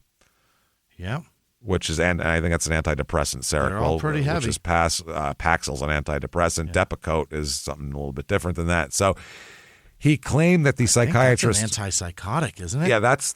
I think they give that to bipolar people a lot. Yeah. So he claimed the psychiatrist was trying to find the right meds, and that the Seroquel was the only thing that worked adequately. Wow. He said that he experienced rage when he becomes upset and requires medication to calm down. After being placed on Seroquel, his behavior got much better, and he was better, or he reported to a psychiatrist that he was better able to think before acting. So he wasn't just impulsive after that. He also said, though, they did not. The weird part is he said that he was satisfied with the federal system in general and the treatment he received, so he was okay with it.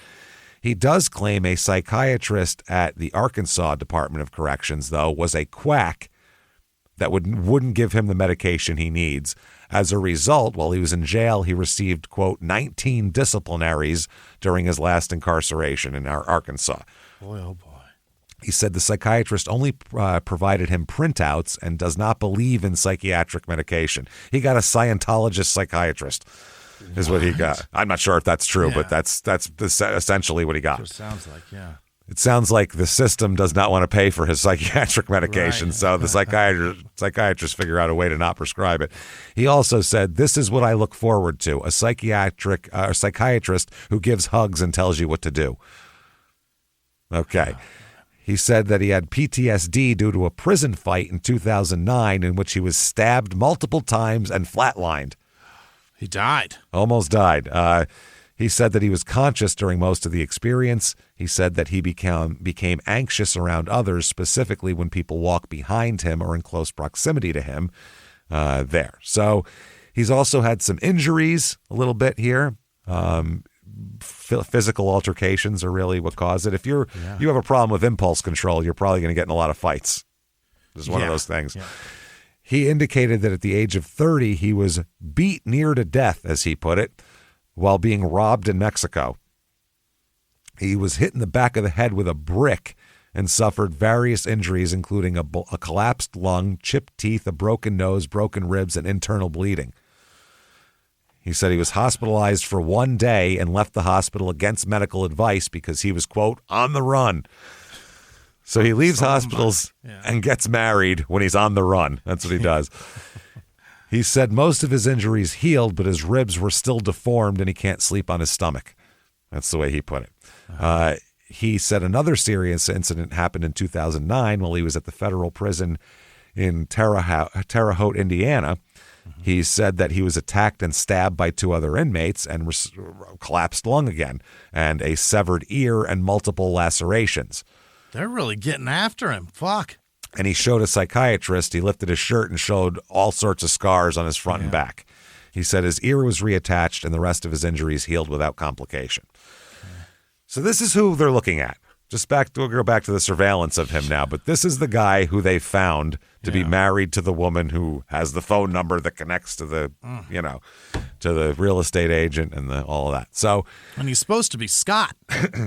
Yeah, he's supposed to be a different guy completely. Yeah. So it's Sunday morning, and they are setting up surveillance at the house where Lewis and Lowry live, Crystal and Aaron, in Jacksonville. They need to confirm that Aaron matches the description from the neighbor who saw a skinny white male. Okay. When Lewis exits the house, they go, there he is, tall, thin, short, dark hair, gets into a black Ford Fusion. Yeah. That's our guy. But Lewis here, Aaron, I don't know if it's due to his being stabbed in prison or just former meth use or just being a criminal. He's paranoid. Mm-hmm. And he is constantly checking his mirrors, looking behind him. He's looking for tails, basically. He saw him. And he spots the surveillance team behind him, which they did not want because they wanted to be able to watch him and see if maybe he took them to Beverly, basically. Yeah. Instead, he fucking floors it and tries to run from the cops in a Ford Fusion. Wow. Which is dumber than a stolen motorcycle to run from. It's the dumbest fucking conveyance ever. I would rather have you pushing me in a wheelbarrow than be fucking driving a Ford Fusion with people with V8s behind me. That's insanity. Yeah. What is the top speed on that thing? Where are you going? A Ford Fusion's a big car. Isn't that the little tiny thing? No, that's the Focus. Oh. The Ford Fusion is the mid-size sedan. I think that some of them have a V8, I think. Theirs doesn't. No. They didn't get the upsell model. They got the base model. No, the Ford Fusion's a decent little mid-sized car. It competes with the Camry. If you had to run from the police for it, that's not your first choice of vehicle, right? No. You take my car over that, I would think, or your car over there. Yeah, any car, any other car. Anything that's that size or bigger, I'll drive something else. So he floors it. The detectives chase him, and now it's on. Now they're chasing this guy. Okay. Doesn't last very long because apparently he's not a very good driver. No? Aaron. No. He loses control on a curve and crashes into a ditch. He lost control of a front-wheel drive car? Of a Ford Fusion. Really tearing it up. He wasn't wearing a seatbelt at all and slams his face into the steering wheel. Okay? He deserves it, yeah. His face is fucked up. I'll post a picture of it on our social media. Does it is forward on his forehead. All fucked up. Yeah, right in the middle of it. Backward. No, it's wrecked his face. Right. Yeah. So one witness would later say half his face was hanging off. Oh Jesus! He's got a huge cut. He requires a lot of work on this thing. Yeah.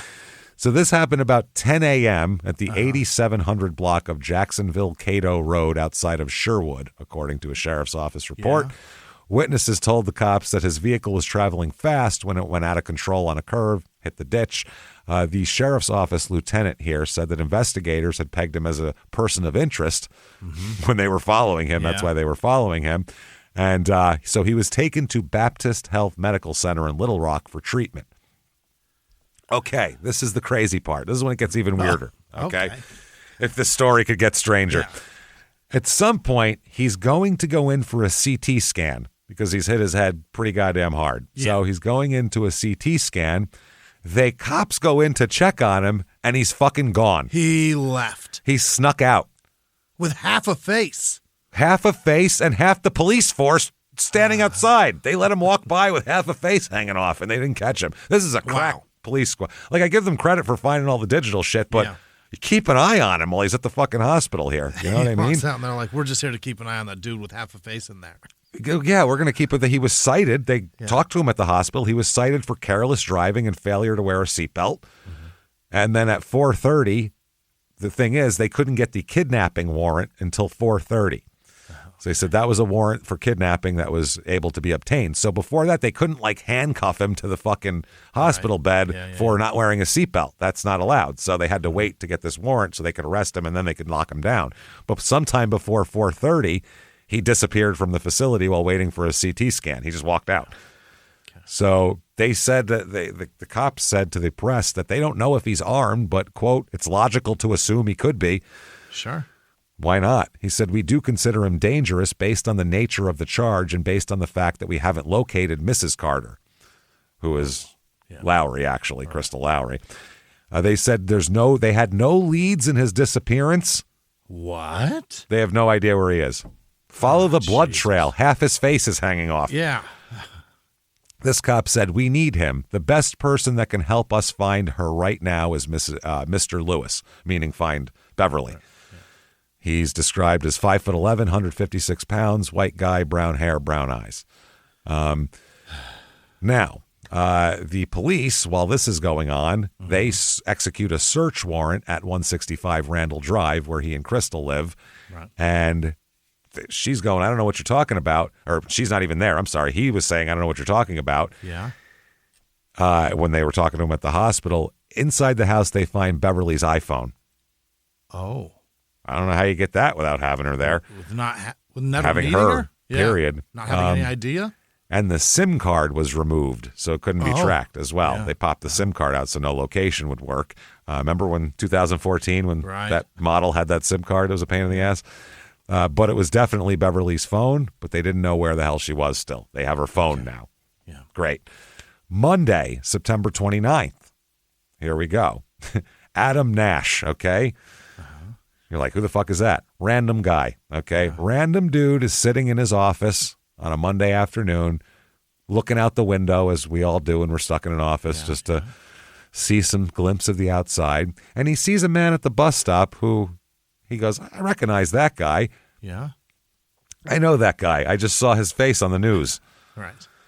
So he walks outside and goes up to somebody else that's near a bus stop, that's near this bus stop, to ask about bus times. When does this? But he's only doing it so he can get close enough to this guy to see if he's Aaron Lewis. Oh, clever. That's why he walked over. So he walked over and did that, and it's him. So this guy runs back inside and calls 911. Okay. And he says, quote, hey, I'm sitting over here. They're looking for a guy that was involved in the realtor being kidnapped, and this guy looks like him, and he's nervous, and he's out here at a bus stop wearing a black T-shirt and jean shorts.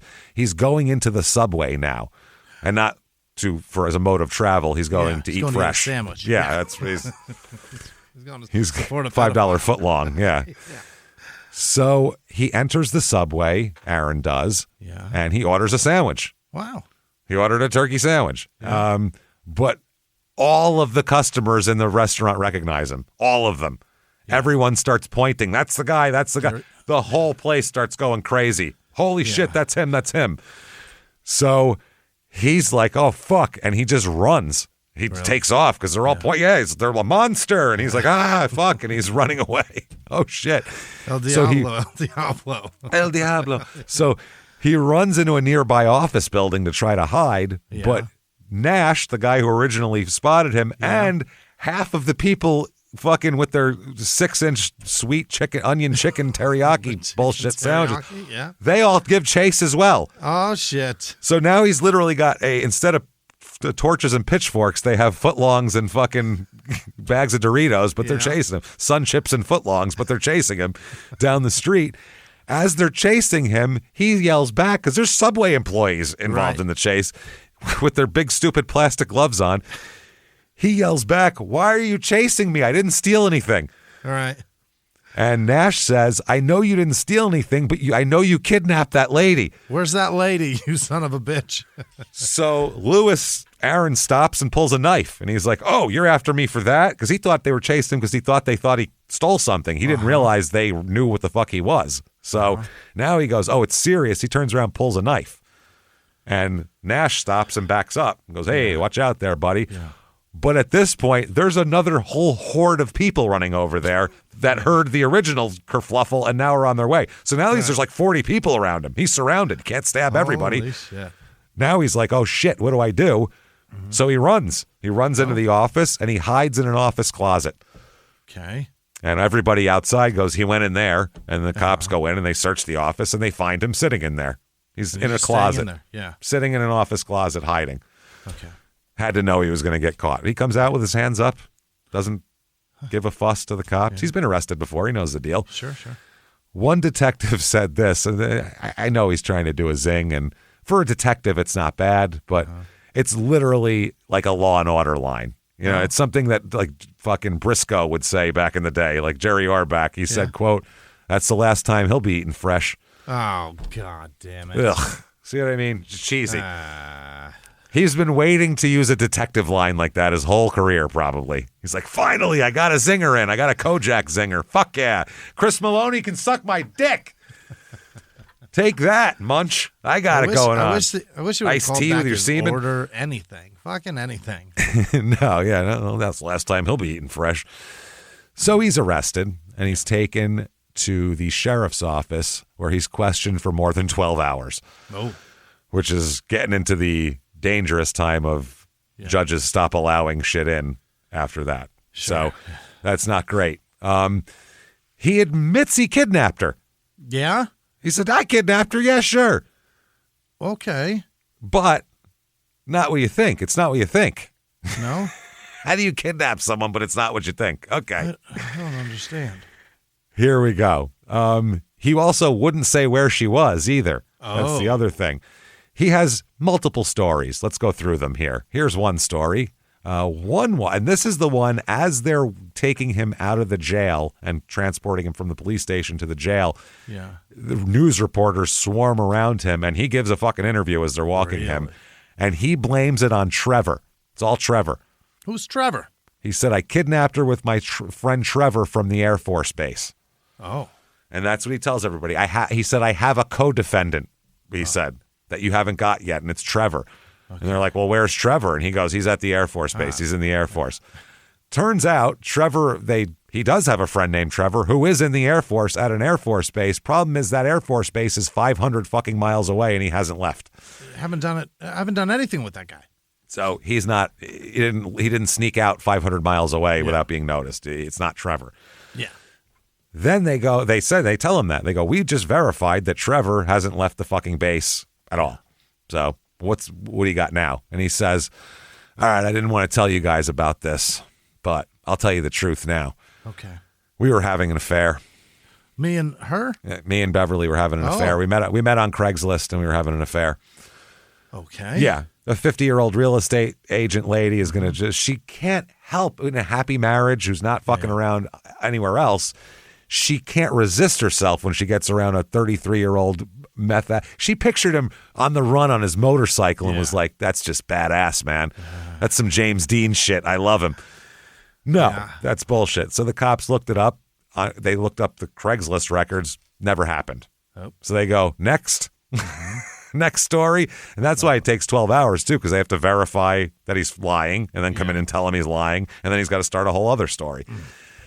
Version 3 was, okay, here it is, okay? Me and Crystal. Sure. Sorry, Crystal and I like to use proper English. That's what Aaron's like, listen, I'm sorry, I didn't want to be off here. Crystal and I had a threesome. Oh. With Beverly. Oh. So it wasn't that I met her on Craigslist. Really, she was just our third. Because when 30-year-old couples are looking for a third, they usually look for a 50-year-old real estate agent who's married and has kids and shit. Yeah, they're usually the ones that are totally willing to jump in on that. Right. Wow. So, no, that's not true. Right. They go, we don't think that's true. Then they start looking at his phone pings, and we'll find out some other shit. They find out that cell tower pings lead the investigators to look through the Argos concrete plant where he used to work, which is 25 miles from where Beverly was taken in the city of what, Jimmy? Cabot. Yeah. Okay. Then version 4, too, here's the other thing. He says that he has a voice recording of her, and we'll get into that as well. Okay. He said that he used voice synthesis software for it, and he said, I can't remember which program I used, okay? Which isn't that there was not a lot of just easily downloadable app voice changers on the market in 2014. Yeah, now there's a million of them. Right. Yeah. Back then it was just like that thing that Macaulay Culkin carried around. Exactly. Right. You'd have to like hold a thing over your mouth. Or Talk boy. Yeah. There wasn't a lot of that available. And this guy isn't the most savvy guy that would be the one to find it either. So that's one. Then for another version, he said that Beverly wanted excitement in her boring life. Oh. That's why she was having the threesome with them. I need to be kidnapped so that she thinks that's hot. Yeah. Well, then it's more exciting. Yeah, they tie you down. You don't ever know when it's coming. Yeah, that's what we all want. There's a lot of married couples that she'll go sit at the bar and wait for him to come hit on her. You know how it goes. Yeah. He did say he was sorry during the interrogation and admitted that he did abduct her. And after being shown that evidence strongly ties him to the case, but he keeps saying the abduction was like she wanted it or she didn't want it. It keeps going back and forth. Dangerous, yeah. Now, the voice recording, here's something I want to talk about here. Apparently, there is a recording on his cell phone, Aaron's cell phone, of Beverly's voice. Oh. Yeah, he played it for them during his first statement here.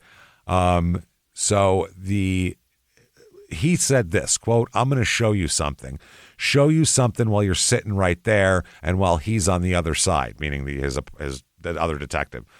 Well, actually, I'll let you listen to something. Then as soon as I let you listen to it, you'll know that I'm serious and I said that you're running out of time.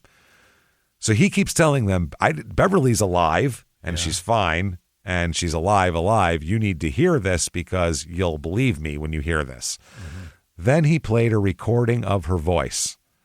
During the recording, she says, quote, Carl, it's Beverly.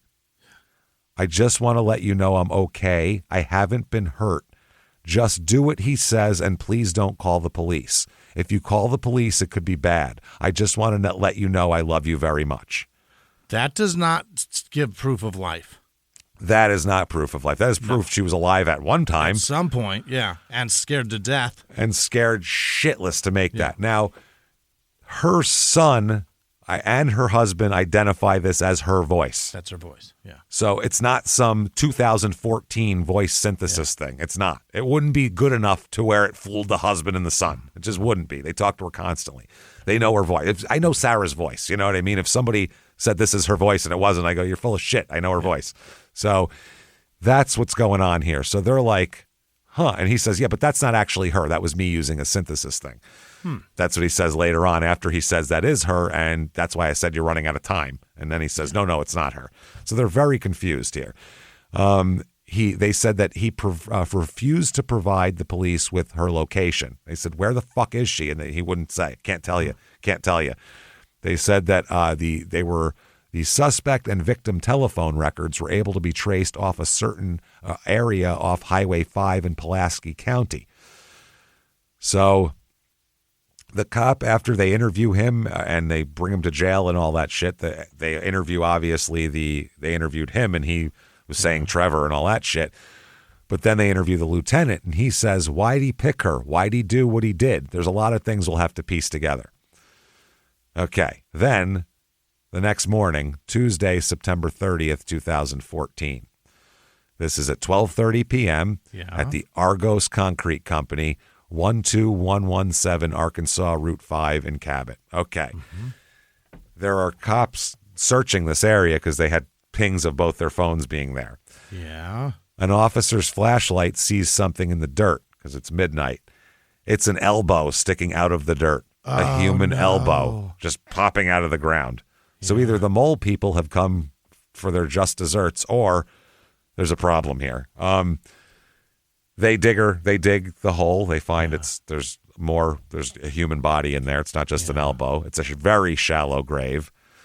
They dig it and they find Beverly in there. Oh, boy. She is bound with duct tape. Ooh. The tape around her face has to be cut away by the medical examiner. It's that bad. The medical examiner said death by asphyxiation due to external airway obstruction from a duct tape mask. Oh, no. Suffocated and didn't even have the fucking decency to kill a person in a taped her half face decent until way. She couldn't breathe. That's the most cruel way you could. That's so fucking cruel. That is horrifying, man. So the lieutenant said they obtained permission to search the property. During the search of the property, they did find a shallow grave toward the back of the property. After they uncovered it, it was positively identified as Beverly Carter. The medical examiner who had to cut the duct tape off her face said, in my career, I've seen everything, but the deliberateness of this, 6 layers of duct tape. Oh, for Christ's sake. He said he wanted to make sure that she couldn't breathe. That's not panic. That's evil. 6 layers. 6 fucking layers. And the sheriff's department said, and we know that he's been on the property and is familiar with it because he used to work there. Also, if that wasn't enough, when they arrested him, he had deep scratches all over his body that weren't from the car accident, actually. Deep ones. Turns out they find DNA under Beverly's fingernails because she fought her fucking ass off, as you would as you're being duct taped to death, and scratched him good and got his DNA all under her fingernails. Oh, boy. So they match his DNA to her body. Uh-oh. Not good. Not good. He is interviewed again as he's walked by. He does not mind talking to the reporters. And as he's taken there, he said he didn't kill Beverly and described her as, quote, a woman that worked alone, a rich broker. Okay. Then he was talking about, brought Trevor up again to the reporters, a co-defendant named Trevor, but the cops said they aren't seeking anyone else believed to be involved in the kidnapping and murder, which is a mistake. They said Lewis is the only suspect we have in the case, and at this point, the only person we're going to be looking for. Not true. Not really true. October 30th, 2014, that's when they arrest his real accomplice, who is his wife, Crystal Hope Lowry. God damn it, Crystal. So it took them a month to get her, but they do. She, by the way, is 41 at this point, so she's older than him. And apparently they're married and living together, but she describes herself as his estranged wife, I guess because he's in jail. Associate wife. Saying basically they were only living together still. They just got married. It's their newlywed still. We're going to see how it works. We're associates at the moment. We're still associates. He said they were only living together due to financial problems and that neither one could afford to move out. Now, Crystal has no criminal history at all. Really? Here. No, she went to nursing school and is living off some savings she had at this point. They found out that she used to be a prostitute at one point when she had a drug problem, but never got arrested, which is pretty, must be well done. She's slippery, yeah. They arrested her about 1:45 p.m. at her home. She was wearing blue jeans, a blue T-shirt, and didn't talk to reporters like a smart person as they brought her in. The officer said, this investigation has never stopped, and we've kind of said that all along. Did you? I remember Lewis is the only suspect we have in the case, and at this point, the only person we're going to be looking for. Right. Now they're like, we were always looking for him. Maybe they were trying to lull her to sleep or whatever, but I've said numerous times we've established tips and leads, just tons of them, to finish working out. We had suspicions all along. This is just something that through the investigative process, they happened to wrap up today and managed to get the warrant for the kidnapping and capital murder and serve it today. So they bring Crystal in. Yeah. Again, no criminal record. This is not, being interrogated by detectives is a new experience for her. Yeah, this is going to go real terribly for her. Or very well for the detectives, because she... Both of them, yeah.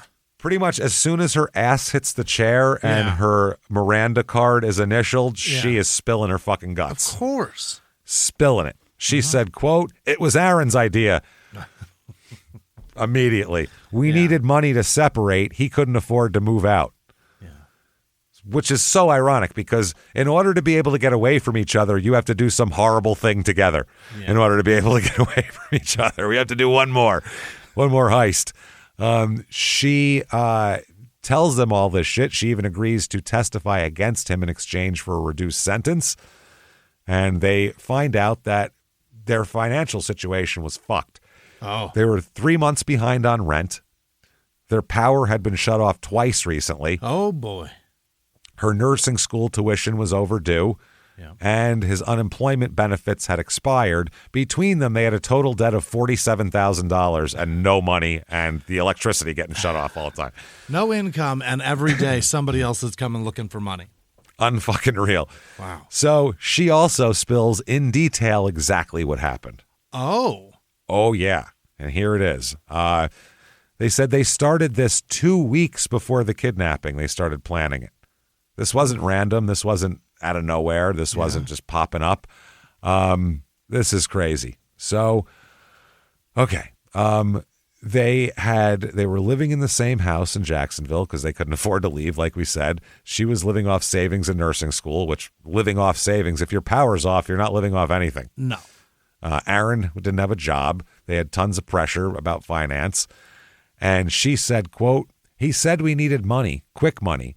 He had this credit card machine from some old scheme, said we could force someone to transfer money to it. Okay.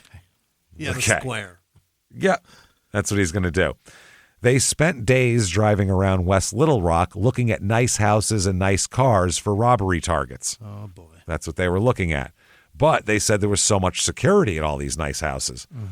It's 2014. Things are starting to come into It's very step easy here. to keep an eye on your shit now when you're not home. Totally. There's cameras, there's gates, neighbors watching. They were like, Jesus Christ, we can't go into one of these houses and force somebody. Everyone will see us doing it. It'll be on 10 different videos and neighbors. So Aaron said, what about someone who works alone, like a real estate agent? Yeah. Because they're trying to think of who works alone, but yet is a good job. Yeah. I mean, a street sweeper works alone, but, you're not going to get a lot out of them. Pest control guy works alone, but he alone, makes but he's $12 got a an 20 hour in his pocket. Yeah. Yeah, he makes $12 an hour. What are you stealing? Yeah. So his credit card limit is probably the same as yours, Aaron. And it's probably maxed out. Exactly. So anyway, they said a real estate agent, that's someone who works alone and they have money. Yeah. So they looked online, they started researching online for local agents. And they looked at all different websites and looked at everybody, and they saw Beverly. And when they saw Beverly, they recognized her face from billboards. Yep. And they were like, I've seen her on billboards everywhere. Look at her. Billboards. And when you see her picture, she's got a big confident smile and she looks successful. And they said, she has to have money. Oh, boy. I bet she has money. So Crystal said, Aaron said realtors made a lot of money and he wanted someone married so there'd be someone to pay ransom. So they literally looked into her whole social media. They found her Facebook. They stalked her digitally to find out if she had a family that would be willing to pay ransom. Oh, boy. So they did. They studied all of her listings. They read her reviews, looked at her Facebook, knew about her family, and they homed in on that's our lady. Unbelievable. Beverly. Okay. Marketing backfires. Wow, I would say. So he practiced the phone call over and over again. Really? Yeah. Crystal said he made her rehearse her part as well.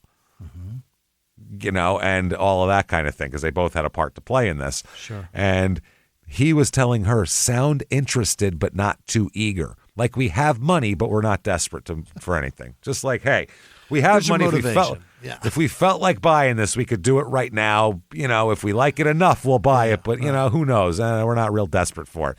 And practice. I'm not asking you to be Meryl Streep. Just saying at least some Reese Witherspoon. Just give it a shot. A little bit of rehearsal time is all I'm asking for here. Yeah. Come on. It's not that hard. They text between them. Aaron says, I'm ready to do this. This shit is getting old.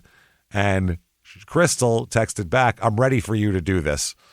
Ready for you to do this. I mean, yeah. I'm ready for the payday, but I don't know if I want to get out there and do this shit. He should have known right there, if we get caught, I'm fucked. She's singing. She already put it all on me. He should have known that when he said, I'm moving out when we get money. That's me should have known. We're not even together, for Christ's sake. Of course she's going to sing like a fucking bird. Now, Beverly, when she pulled up to the house, 14202 Old River Drive, it was empty for a while. The yard needed work. It didn't look great at the time, and it's kind of expensive, so that's why she was willing to show it late. Usually she wouldn't do it this late, but the fact that she really wanted to move it. And now there was one car in the driveway with a man standing there, and that's Aaron. And Beverly asked Aaron, is your wife coming? Yeah. And he said, she's running late, traffic. She said to just start without her. Okay. So now she's going to go into this house with just this guy. With just him.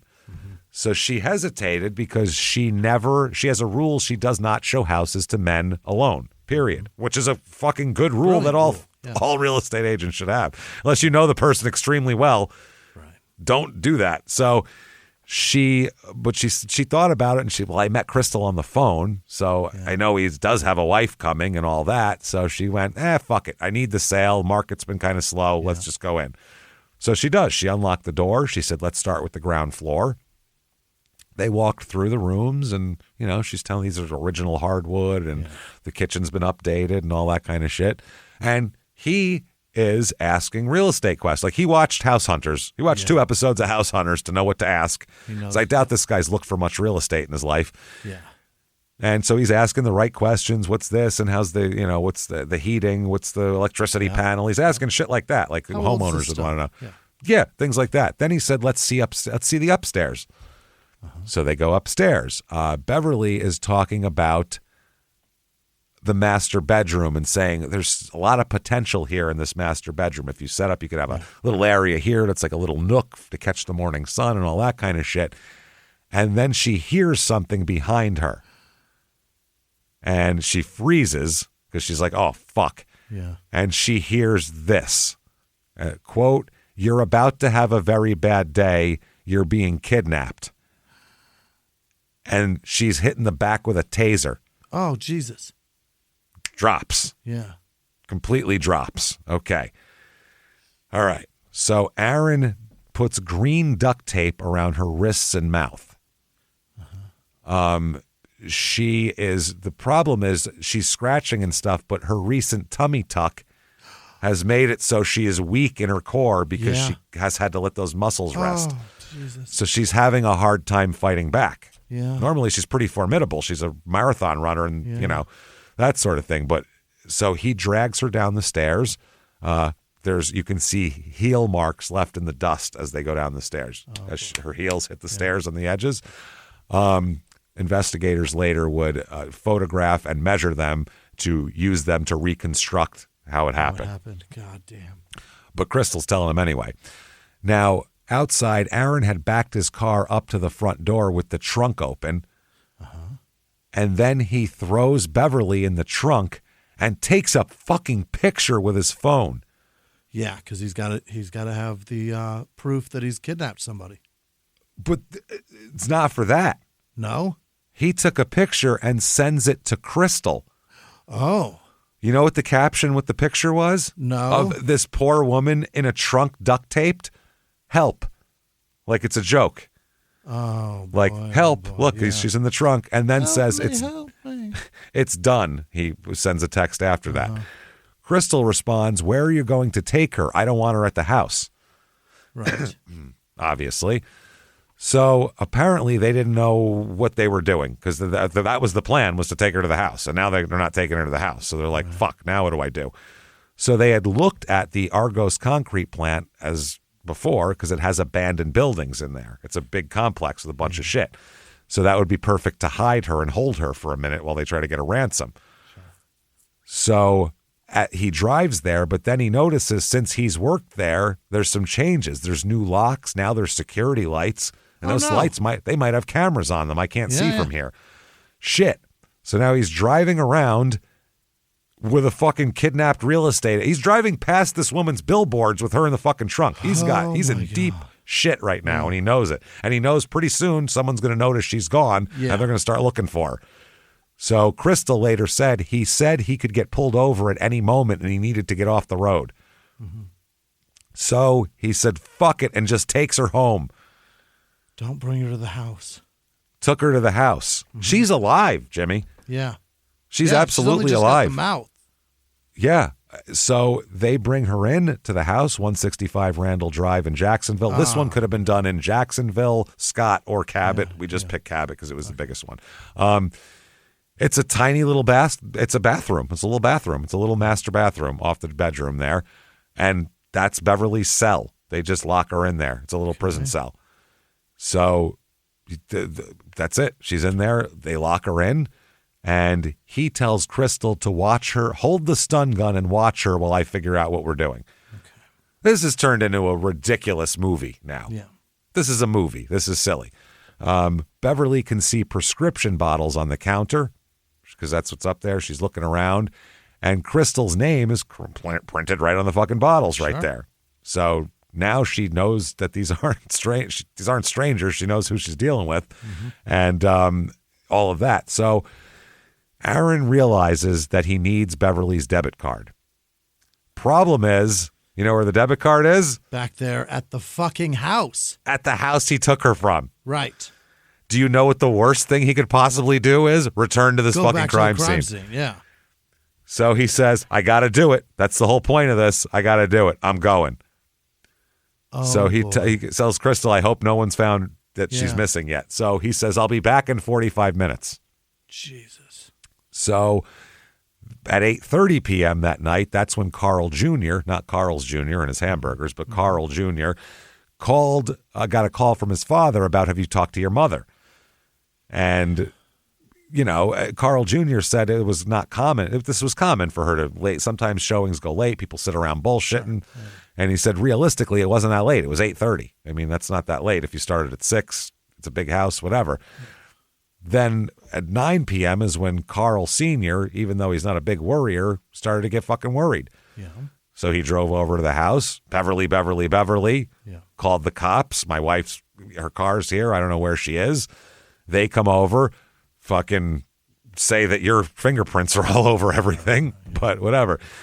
So then at midnight, we're back at the house with Crystal and Aaron and Beverly. Lewis, he returns. Aaron comes back at midnight. Yeah. The cops have been there for hours at this point. Yeah.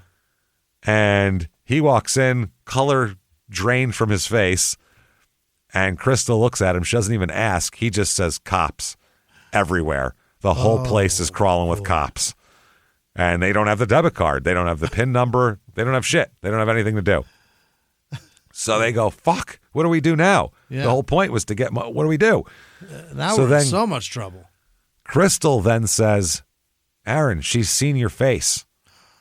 She's seen my prescription. She knows who we are. Yeah. This is, besides the massive violence, this is like Ruthless People, except, remember the movie Ruthless People with Danny DeVito and Judge Reinhold and fucking Bette Midler? That is a great fucking movie, by the way. Keeper. But the comedy of errors that those two kidnappers had trying to hold Bette Midler, that you're like, this is ridiculous. This is what's going on here. These two are fucking idiots, first of all. And this poor woman is stuck with these morons. So she says she knows who we are. So Aaron nods. And Crystal says, I want her out of the house. I want her gone. And he says, permanently gone? Oh, Aaron, don't ask those questions. And she says, yes. Oh. So this is about 1 o'clock in the morning. That is when they decided, okay, we should type back one of these texts that people keep sending her. And that's when they type, sorry, phone being dead, having drinks now. And that's when they get the red folder and all that kind of shit. But the only one they respond to is Carl Sr. with having drinks now. Then at 3:29 a.m., this is how they, through text messages, Crystal and Aaron decide what to do here. Okay. They're in the same house in different rooms texting, by the way.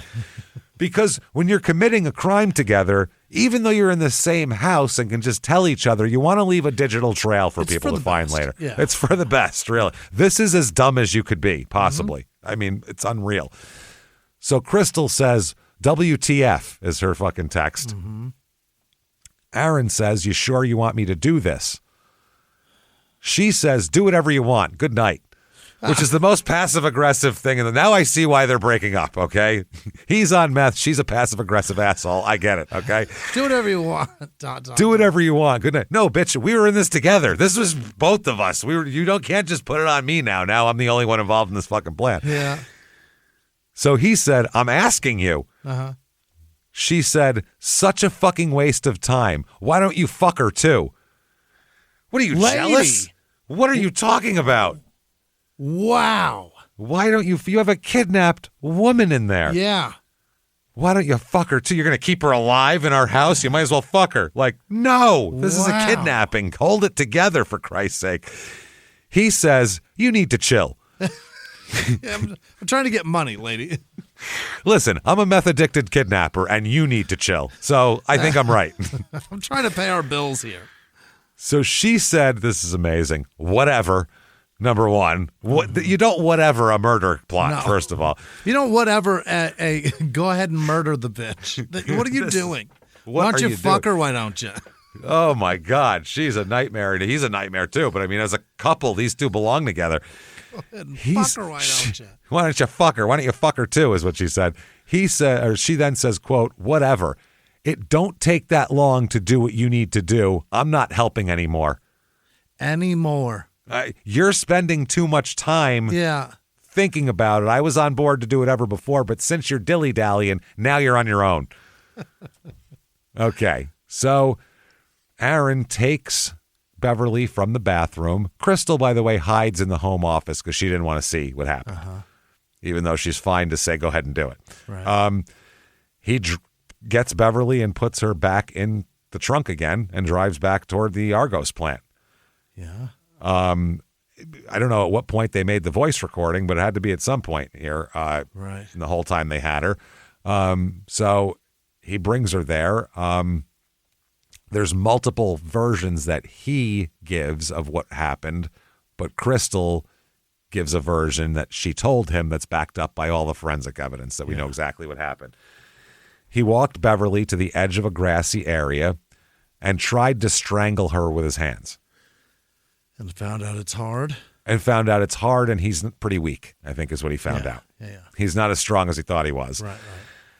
And he later told Crystal, I didn't know how hard it was going to be. Yeah. Strangling someone's crazy.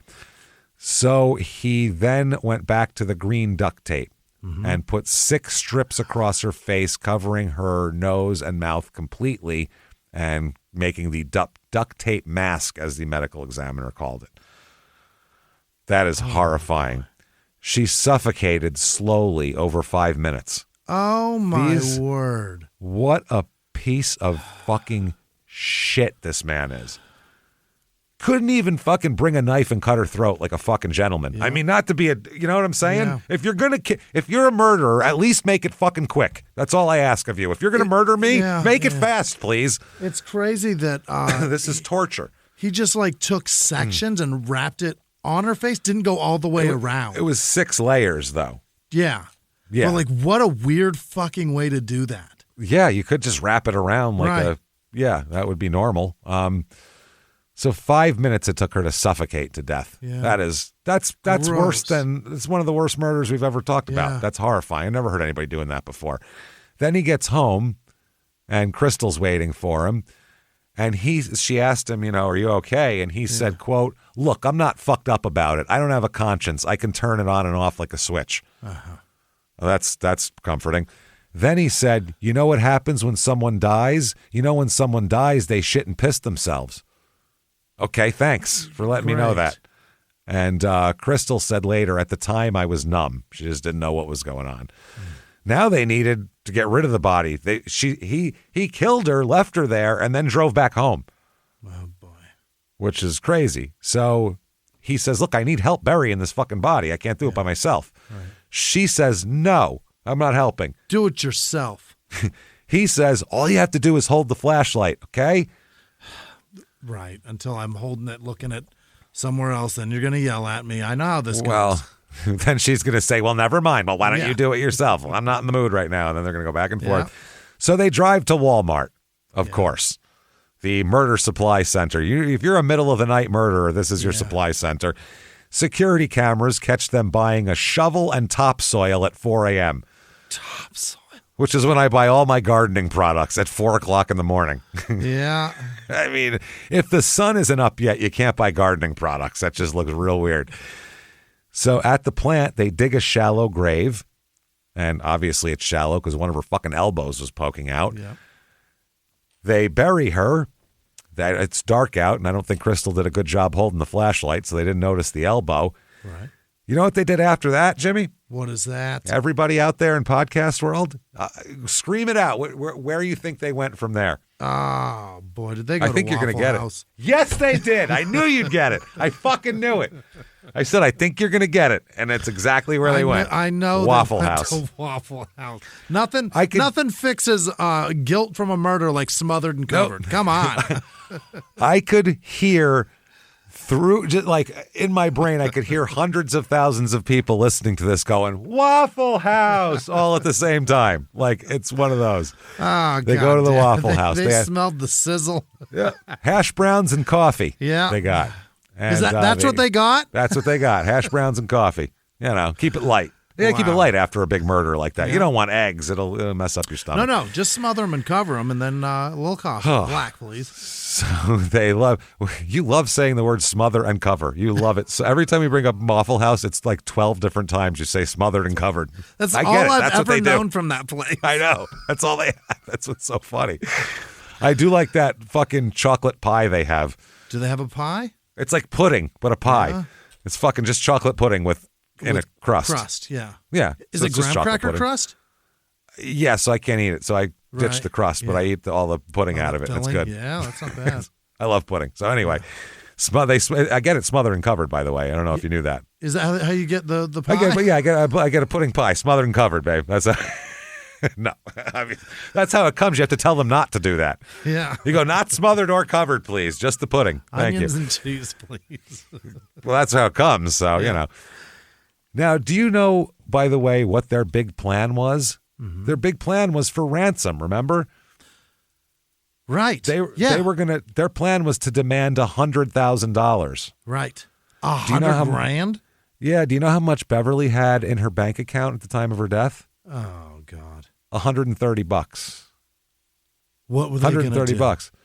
They didn't have $100,000 to give. It's a commission-based business, so it's goes up and down. Yeah.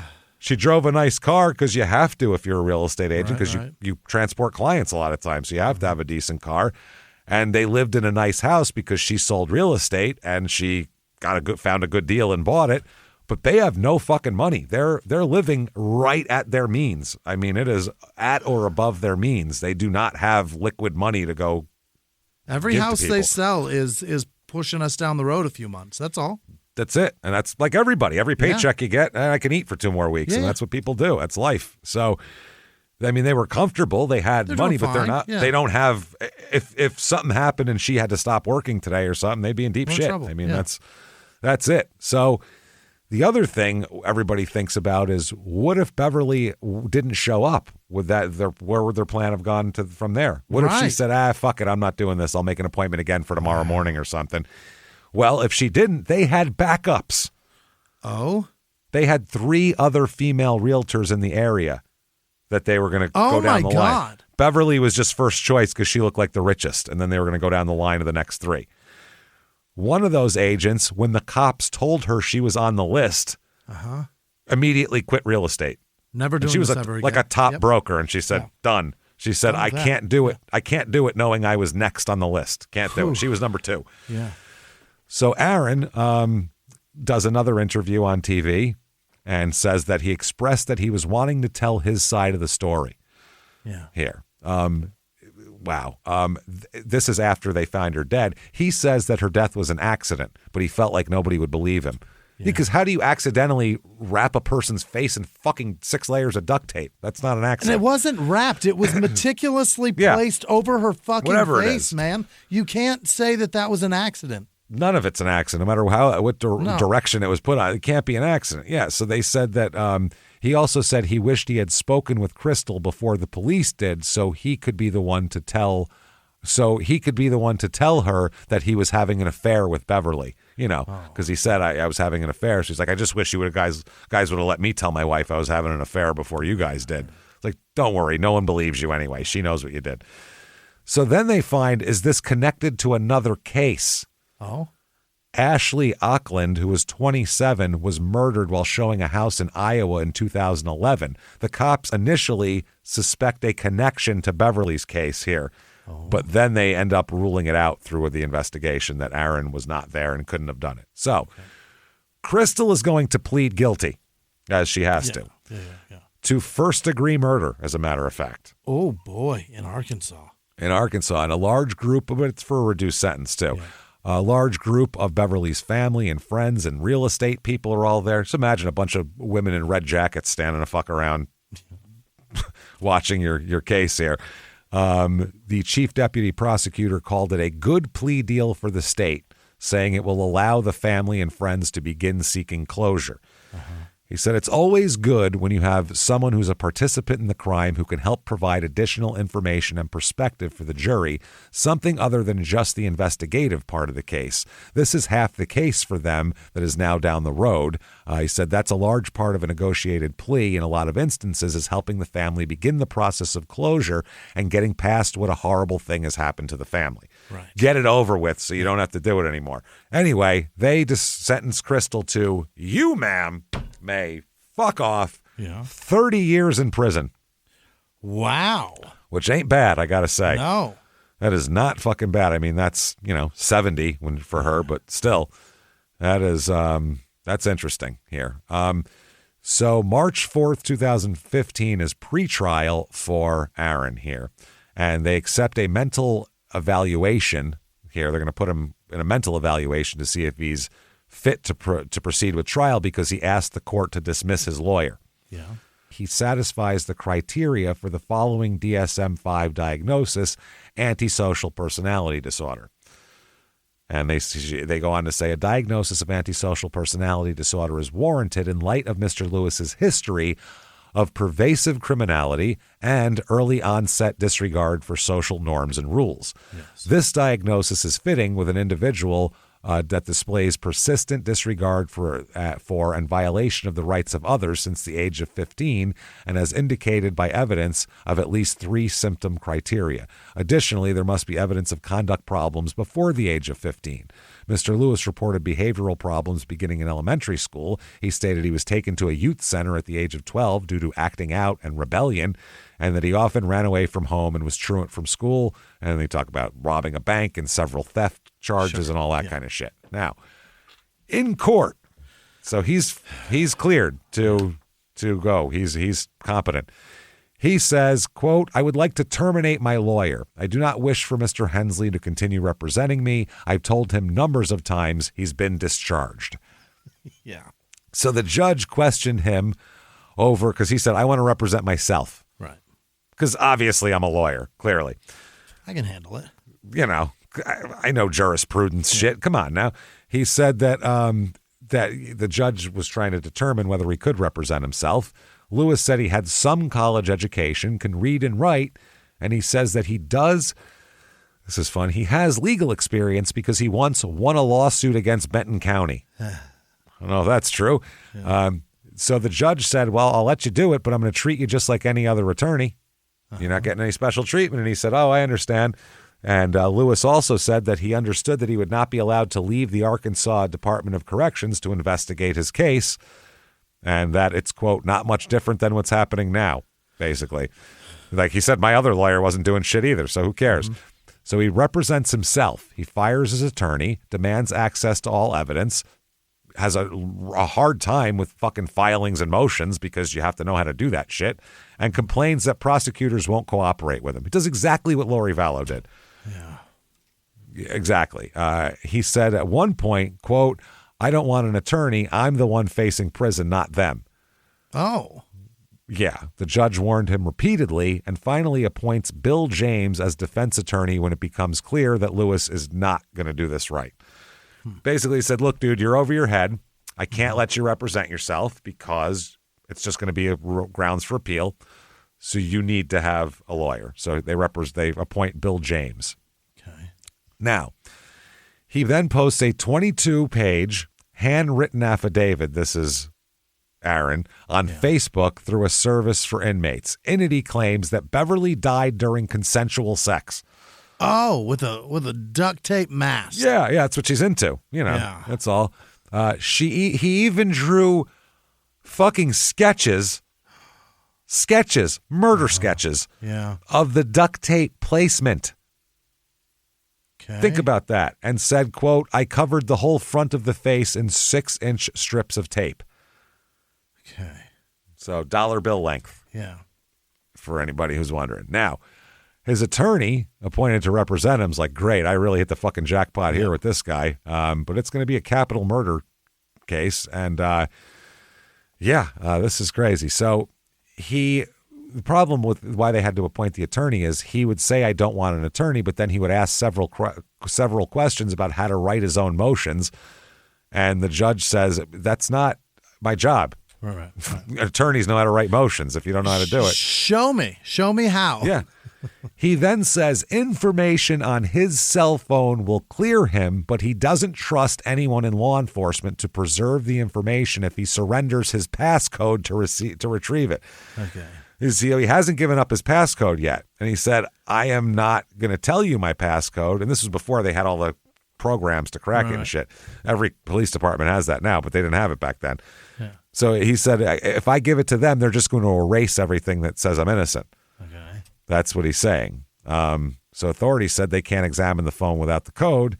And he says he wants his own representative to be present if he's allowed if he allows the information to be extracted. The judge warned that those problems were perils of being your own attorney and urged him to accept the legal representation, and he does. So that's how it worked. They go to court to try to get some of the evidence ruled out. Okay. Oh. Most of the information that they gathered while interviewing him is excluded because they said he invoked his right to have an attorney present while being transported to the police station, and they did not provide him with an attorney there. The judge also ruled the search warrants obtained by detectives were overly broad and ruled that evidence found in his trunk and home, so her phone, stuff like that, will not be allowed. Yeah, her hair in the back seat, in the trunk, all that shit. None of that will be allowed. Okay, the warrants found duct tape and her hair in the trunk and her phone and other items. So the case is over with the shit they excluded could have been all the evidence they needed, basically. Yeah. The prosecutors will, however, be allowed to play a recording obtained from the voice memo, her ransom call, which is horrifying. Horrifying. So he filed a motion to suppress the statements. They do that. They allow the other thing. That's crazy. They say that the police-citizen encounters have been classified into 3 categories. The first category is contemplated by, I'm not going to get into the Arkansas rules of criminal procedure, but a law enforcement officer may request any person to furnish information or otherwise cooperate in the investigation or prevention of a crime. The officer may request the person to respond to questions, appear at a police station, or comply with any other reasonable request. But it doesn't say you could just search shit and make him talk or whatever the fuck. So the attorney, his new attorney, says that the judge's ruling will help him, quote, put on the best possible defense for Lewis here. He said that it's going to be hard to find impartial jurors because of all the media coverage. Yeah. He said, I need people who are going to be honest and judge the case based on what's proven and make a fair decision. I think we can find that, though. Okay. So he's ready. Trial time. Here we go. Yeah. Opening statements. This is fucking crazy. Okay. The prosecutor during the opening statement said that he and his wife targeted Carter, 2 weeks of planning, all that kind of shit. They noted that his wife already pled guilty to first-degree murder in the last case, and she's going to be testifying about how they went looking for a married real estate agent so they could demand ransom from a spouse. Mm-hmm. The fact that Crystal is there, if Crystal wasn't testifying, they would have very little at this point. Sure. Yeah. Very little. But they do have DNA under her fingernails, which would probably do it. And the phone call. Yeah. So the prosecutor says, quote, she died a horrible, terrifying death that no one deserves. Beverly loved her life. The last thing Beverly experienced was unspeakable terror at that man's hands, and pointed to him. Yeah. The defense attorney said that, come on, this is all over dramatic. He said that the prosecutor's making all this up, saying that they're presenting, quote, a made-for-TV movie. That's what they're putting. Some crazy made-for-TV movie plot. No one does that. That's crazy. He said it's an accident that happened during a sexual encounter. Yeah. That happens all the time. She was looking to get a little freaky. Her life was dull. You know how it goes. Mm-hmm. The defense attorney said, we have to look at this truthfully, not from a fantasy. Beverly was making bad decisions at this point in her life. Let's tell the truth about what's going on here. Everybody has a secret life. That's the same line that detective gave to her friend. Sure enough. Everybody has a secret life. Problem is, she doesn't. Nope. She just is a boring, a normal lady who tells the truth. She does what it's an honest person. She does the right thing every day. That's all. Yeah, she's not making bad. She's making all the right decisions at this point in her life, but she's never been better.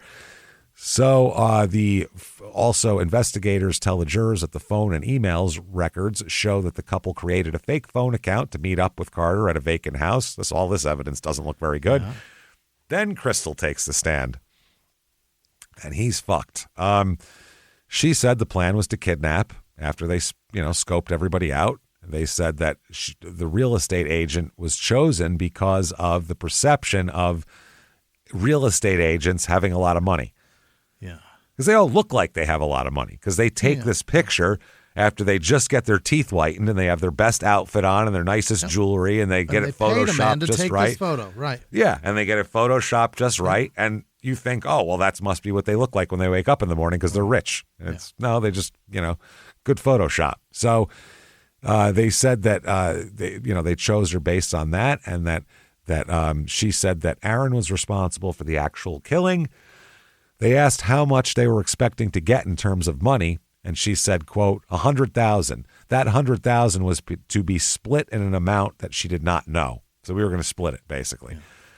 They said, why didn't you call the police? This is her answer. I didn't want to. I don't know why I didn't. Okay. Okay. Later, she said it wasn't about the money. I was worried about getting caught.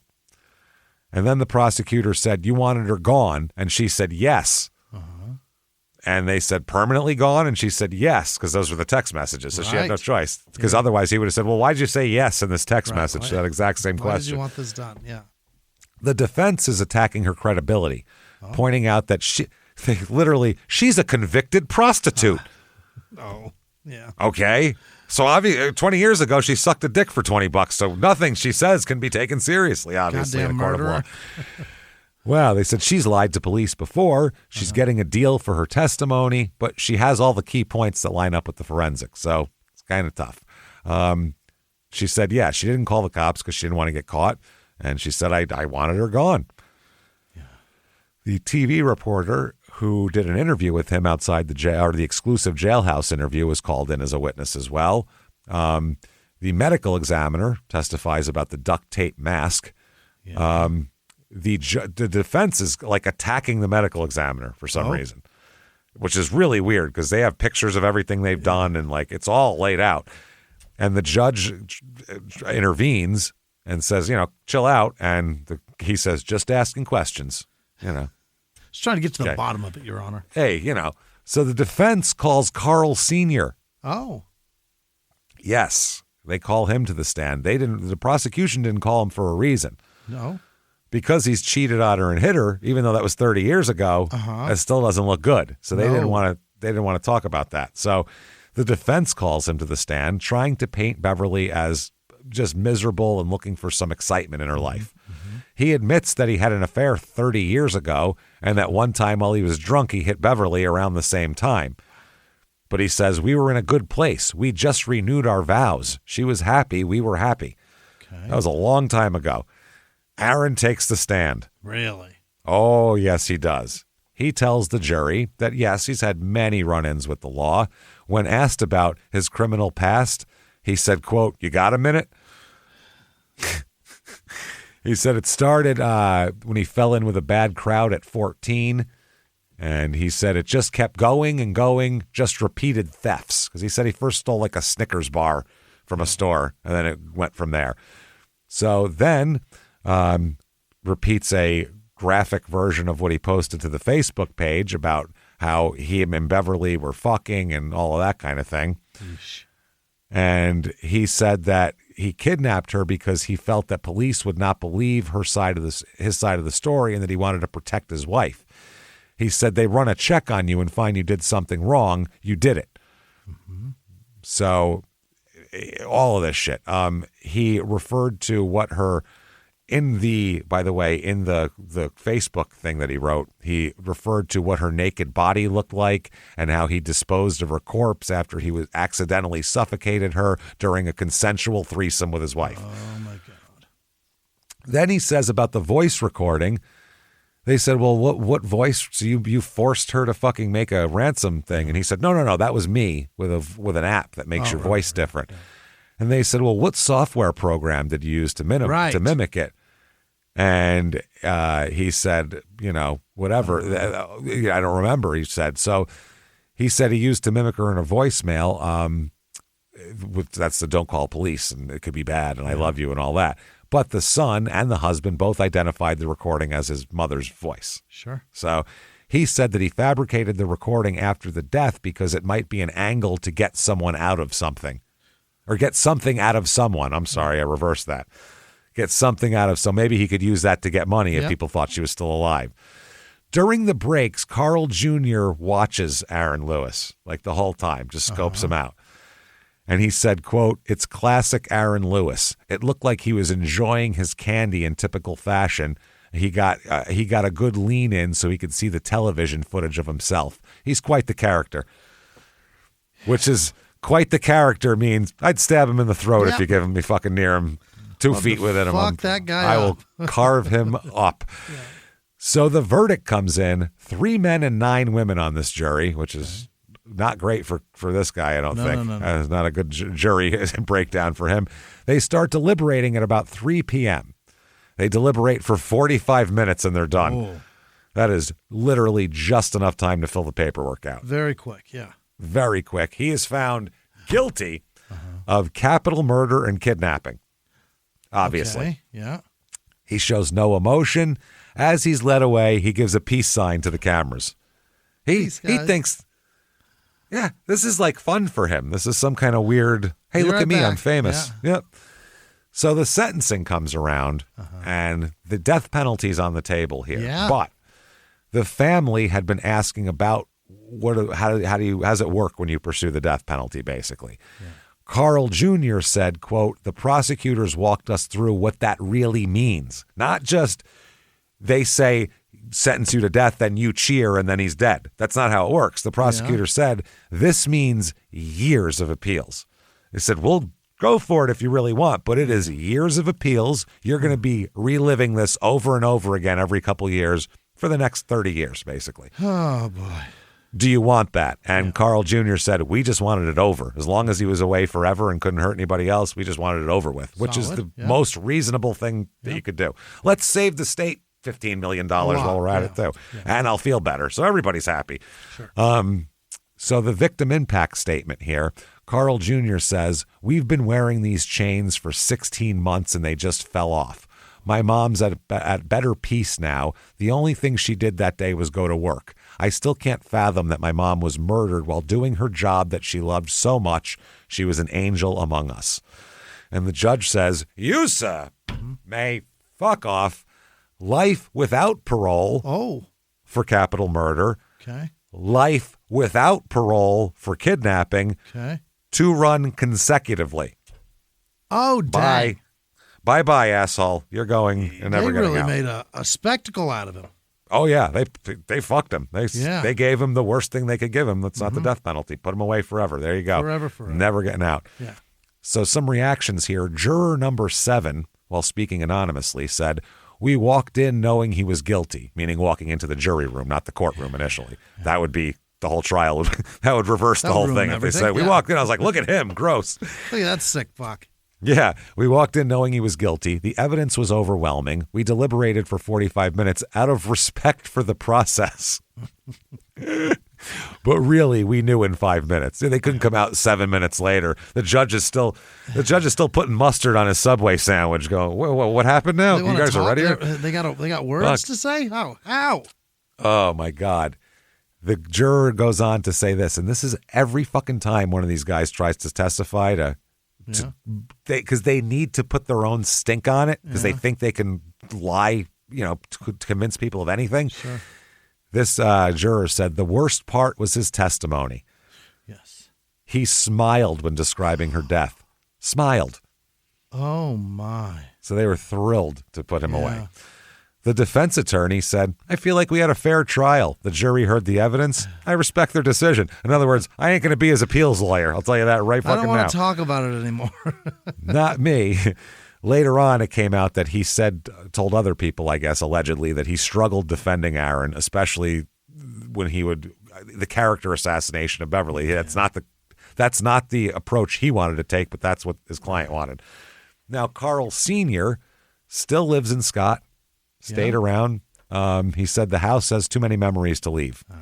So this is where we did everything. This is where we're staying. Yeah. He said, quote, nights are the hardest, going to sleep without her, waking up and remembering she's gone. Losing her in such a horrific way, I still kind of expect that she'll show up one day. He doesn't date at all. Really? Doesn't date, doesn't socialize really. Yeah. Just Beverly's clothes are still in the closet. He's completely stuck.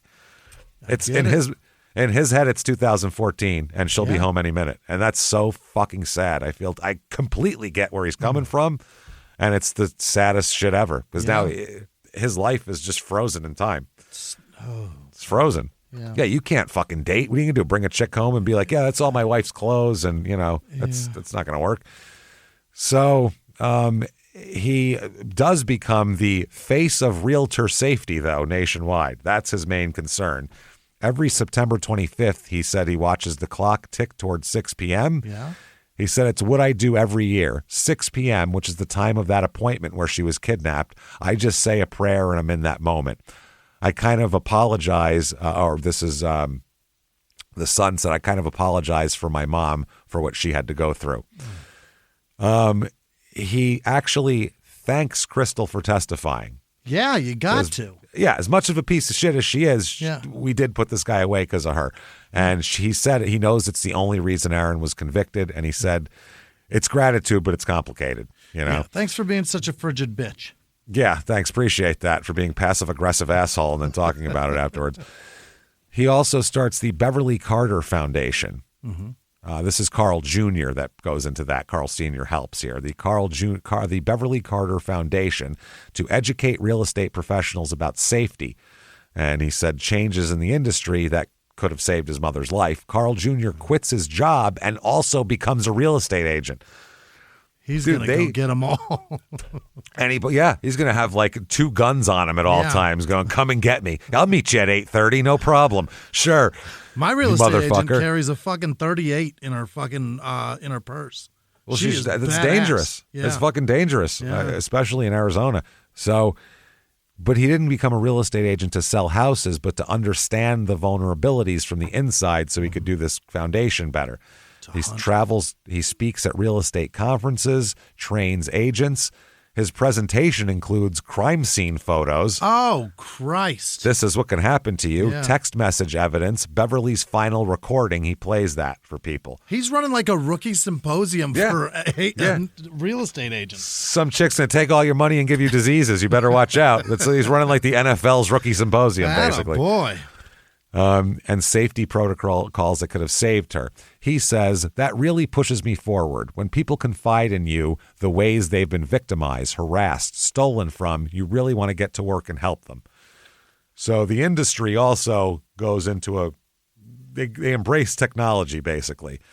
They have a lot of the agents wear jewelry with hidden panic buttons in it. Nice. It's called Invisaware.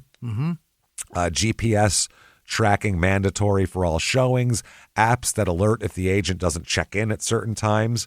Virtual tours is a first option also. Go look at it online. There's your virtual tour. And then we'll get you come into the office if you want to see it after that. Tell me what you're most interested in this house. No showing alone after dark. Clients are required to meet at offices first. You copy their driver's license. You can do background checks on them. They establish code words. They make that red folder thing kind of a big deal.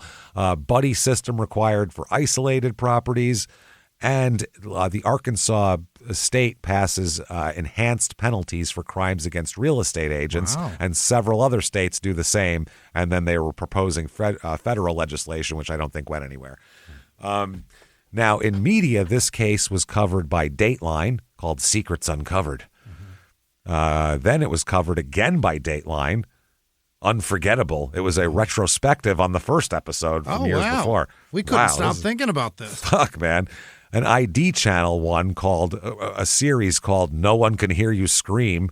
Christ, you guys. And then, of course, Nancy Grace talks about it constantly because she's like, I look like a real estate agent, don't I? Look at me. This could happen to me. No, we want to kill you for other reasons, Nancy. Yeah, Jesus Christ. I'd love to kill you in an empty house. Don't get me wrong, but not for that reason. I want to take you somewhere where nobody can hear you scream. Yeah, that would be great. And make it a secret that gets uncovered. Yeah. So Crystal in prison, she is at the Wrightsville Women's Facility in 2020 now. In 2020, she writes a 4-page handwritten letter to Governor Asa Hutchinson. Wanting clemency. Quote, I have found God and achieved exemplary institutional adjustment. I know I can never say or do enough to change what I did. I have a debt to pay to society, and it would be more productive to pay this debt volunteering and monitoring on the outside than staring at 4 walls on the inside, eating up taxpayer dollars. I just want to help you, really, is what it is. I am asking you for a second chance to prove myself redeemable to society. Wow. Okay. Both he and the parole board said, get the fuck out of here. Fuck you. By the way, she won't be eligible for parole again until 2035. Your response to a woman is dead or whatever. Do what you want, whatever. That's you. Whatever. Should I kill this lady now? They should have replied to her email or her clemency request with whatever. Whatever. Do what you want. That's fucking great. Wow. So her prison record shows participation in educational courses, counseling sessions, and religious programs. Mm-hmm. Excellent. Good for her. Well, we'll see you in fucking 10 years. Why don't you fuck her? Yeah. Go. Why don't you just fuck her already? Now, Aaron is appealing, obviously, on phone recording is an issue, among other things. Yeah. Because he said that should have never been allowed in. Also, Lewis himself directed the deputies to bring his cell phone, which had been lawfully seized. So there's no indication the deputies pressured him to play the recording. He literally said, I'm going to show you something, or I'll let you hear something. Yeah. Hand me my phone. They said a spontaneous statement, regardless of the dictates of Miranda, is not automatically rendered inadmissible. True. Spontaneous statements are not compelled or coerced in any way that violates the Fifth Amendment privileges against self-incrimination. So you basically you walk up to a cop and say, there's meth in my pocket. If they find meth in your pocket, you told them it was there. You told them there was meth in your pocket. Miranda or not. Yeah. It's very fucking stupid. So they said it's obvious that Lewis controlled the circumstances that resulted in him revealing the voice recording, not the police. Yeah. Accordingly, no police misconduct. There was no reason to suppress the voice recording. I agree. Aaron in prison is a complete fuck up and disaster, just like in life. It's never going to stop. He has been in trouble for stealing from inmates. Yeah. Other trafficking contraband, threatening violence against staff, threatening violence against other prisoners. In 2021, he faced new charges for assaults of correction officers as well. Being a general piece of shit. A general piece of shit. Oh, by the way, he has fucking adoring fans. What? He has people sending him money and pictures. What? And women are all over this fucking guy. Is he handsome? Not really. Very average. Exceedingly average. Average looking cat. Don't get it? It's not about looks here. It's about the manipulation. It's a psychological thing. Some people have a thing of, if this person's such a monster, I could make them not a monster, I bet. You know what I mean? Yeah. That's what they think. They really think that they could fix them is what it is. And that's a real thing. So he looks like less handsome Pete Davidson. Is that possible? No. Yes. Somehow he figured that. Looks like a salamander and Pete Davidson. Let's pick something out. Pete Davidson is the bottom of the barrel of Pete Davidson's. There he is. Looks wise. I found him. That's not it. So he anyway, they're sending him all this shit. One letter intercepted by prison officials. He said, quote, Beverly wanted it.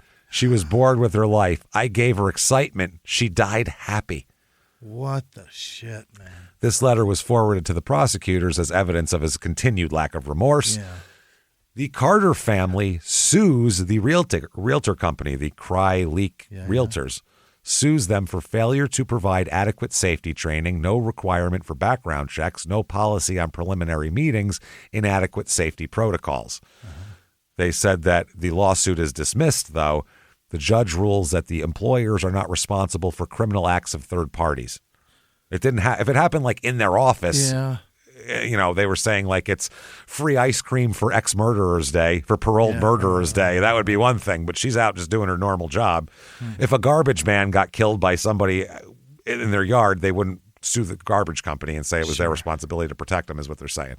So Aaron in prison here, he is Arkansas Department of Corrections number 151373, in case you want to write him a love story. Please leave. Or love note here. He's in the Varner Supermax facility, which sounds about right, I would say here. That's at 320 Highway 388 in Gould, Arkansas. And his custody classification is C5, which I think is probably keep him away from everybody. Pretty intense. Pretty intense. Beverly is buried at the Pinecrest Memorial Park and Garden Mausoleum. So she got a proper burial here, not one in a fucking shallow grave in a concrete company yard. And then the kidnapping house. Oh. Remember that? Yeah. Okay, well. So it was for sale? Yeah, everyone knew Beverly Carter around this area. It was crazy. This house became a site for prayer vigils, and doesn't make it sell real great. When you show up and there's 100 people with candles singing fucking praying out front of your house, holding hands singing Kumbaya in your yard, you probably don't want to buy that house. So Jesus. People left flowers and cards. Even realtors brought their commission checks signed over to Beverly.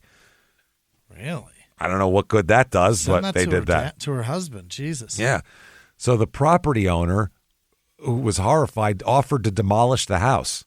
Really? He said, "Oh, you want me to knock it down? Like, this is crazy. I feel terrible." Carl Sr. said, "Don't bother." Carl Sr. said, quote, "It's just a house. It didn't kill her. They did." Which is so mature. This family is so fucking mature. I like them a lot. Is the house that she was showing, or the house that they were living in? The house she was showing. Wasn't even killed there, right? No, it was tased and duct taped and dragged out there. But still, it was the source of where it all started here. Yeah. The house sat empty for months, and then eventually it sold for below asking price here. Now I have some of these.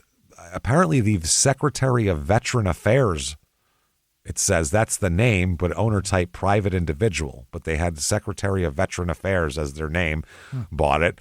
And then the Inside Out Community Ministries had it from March 2015 to May 2018. Then the Virginia Housing something here had it for a while. And then some people, I won't mention their names, it's just regular people. Yeah. You know, they got a murder house, it's bad enough. People probably coming and fucking praying in their yards every once in a while. The house, though, has gone up and down in value quite a bit. Right now, it's estimated anywhere between $385,000 and $504,000. It is a 5-bedroom, 4.5-bath house, 4,141 square feet. Wow. So pretty big house there. And the inside looks like, it's got a lot of rooms have carpet and there's like big giant tiles and shit. It's not listed for sale. People live in there now. So there you go, everybody. That is Cabot, Arkansas, and a motherfucker of a story. So my God. Very quickly going through the end here. If you like that story, please tell everybody you know about it. Get on whatever app you're on. Give us 5 stars. Head over to shutupandgivememurder.com. Get your tickets for live shows. Right now, Seattle and Philly are the ones you want to look for. A couple left in San Diego that were our holds that we put out there, too. Shutupandgivememurder.com. Do that. We have some announcements coming up for some future shit as well. Do that. Follow on social media at Smalltown Murder on Instagram, at SmalltownPod on Facebook. Hang out with us there. Patreon.com. /Crime in Sports is where you get all the bonus materials. Anybody $5 a month or above, you get a huge back catalog of bonus shit you've never heard before immediately upon subscription. 2 new ones every other week. 1 Crime in Sports, 1 Small Town Murder, and you get it all. This week for Crime in Sports, we're going to talk about how gambling in sports has exploded since 2018, meaning the players gambling and getting in trouble for it because that's when they passed it being legal outside of Nevada. For Small Town Murder, it is a pick 'em. It's a your choice, Patreon people.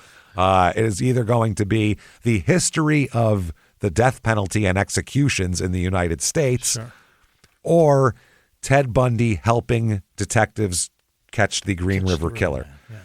One of the two. You pick. Hit me up on, what did I say? I said Instagram, I guess, because Facebook, they can't. There's a limited number. So hit me up on Instagram at James Petrogallo with an I, and fucking PIE is how you start that. I don't know why I didn't just stay with Jimmy P is funny. Why did I put my name up there that no one can spell? Why did you do that?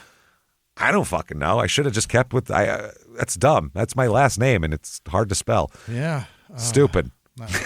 That shows I don't give a fuck about social media. I don't care at all. So stupid. It's so in the ass. Anyway, hit me up on there. Send me a message, and we'll pick a case. I'll pull it up, and we'll decide here. Patreon.com/Crime in Sports is where you get all that, and you get Crime in Sports, your stupid opinions, and both Small Town Murder episodes every week, ad free on Patreon as well. You can plug the RSS feed into your player and do that. And in addition to that, you also get a shout out, which happens right now. Jimmy Hit me with the names of the most fantastic goddamn people on the face of the earth who would never, ever, ever kidnap us at our house that we're trying to buy. Hit me up right now. What are they?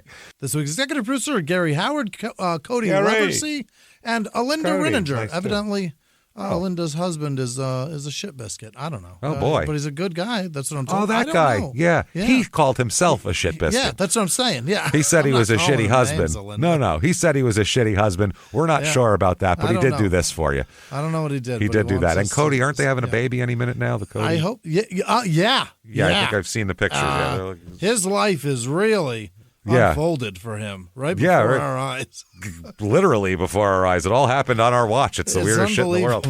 Thank you, everybody, by the way. And we'll see you, Cody, in Grand Rapids here shortly. For sure. Other producers this week, Peyton Meadows, Lauren Thorpe, Janice Hill, Happy Hour checking in Malaga, New Mexico. I don't know. It's all garbage to me. Life with an Autistic Child on Instagram. Jolene with no last name. Courtney Stewart. Jeremy with no last name. Mike Fernandez. Bevy with no last name. Chris and M. Joe Whaley. David Stark. Jamie Rodriguez. Maisie Cooper. Peggy Smith. Cassie Davis. Kelsey Sherbert. Rob with no last name. Whitney Blankenship. Larry Wetshits. I bet it's not.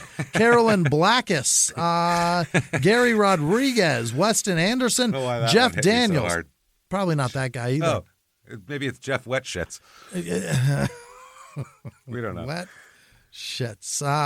Where did I go? Tara Lynn Fisher, Dale Gibbs, David with no last name, Isabella Soroya, Selena Sanchez, Aaron Bott, Ronnie Miller, Amanda Nugley, Kate Yaksh, Don Cox, Peg Finkel, and Einhorn, Bob Crowvault, Mercedes Lent, almost Lane, Amanda Corey, Dylan with no last name, John Stocks, Jackie Kelly, Danielle Kleist, Amber Solana, Sarah with no last name, Ryan Baker, Holly Ash, Ginger Bonham, Jessica Fletcher, Jay Sharp, Jade Schultz, Desiree Dahl, Jamie Knotts, JP, John DeLuna, Nick Marie, Nick maybe, Jolinda Walker, Nassan with no last name, Christy Myers, Lori Favada, John Elms, Lucas McKnight, Terry Graham, Melissa Caban, Jaleesa Jackson, Katie with a wow, C-A-D-I-E Christensen, Ryan Oakes, Emily with an N,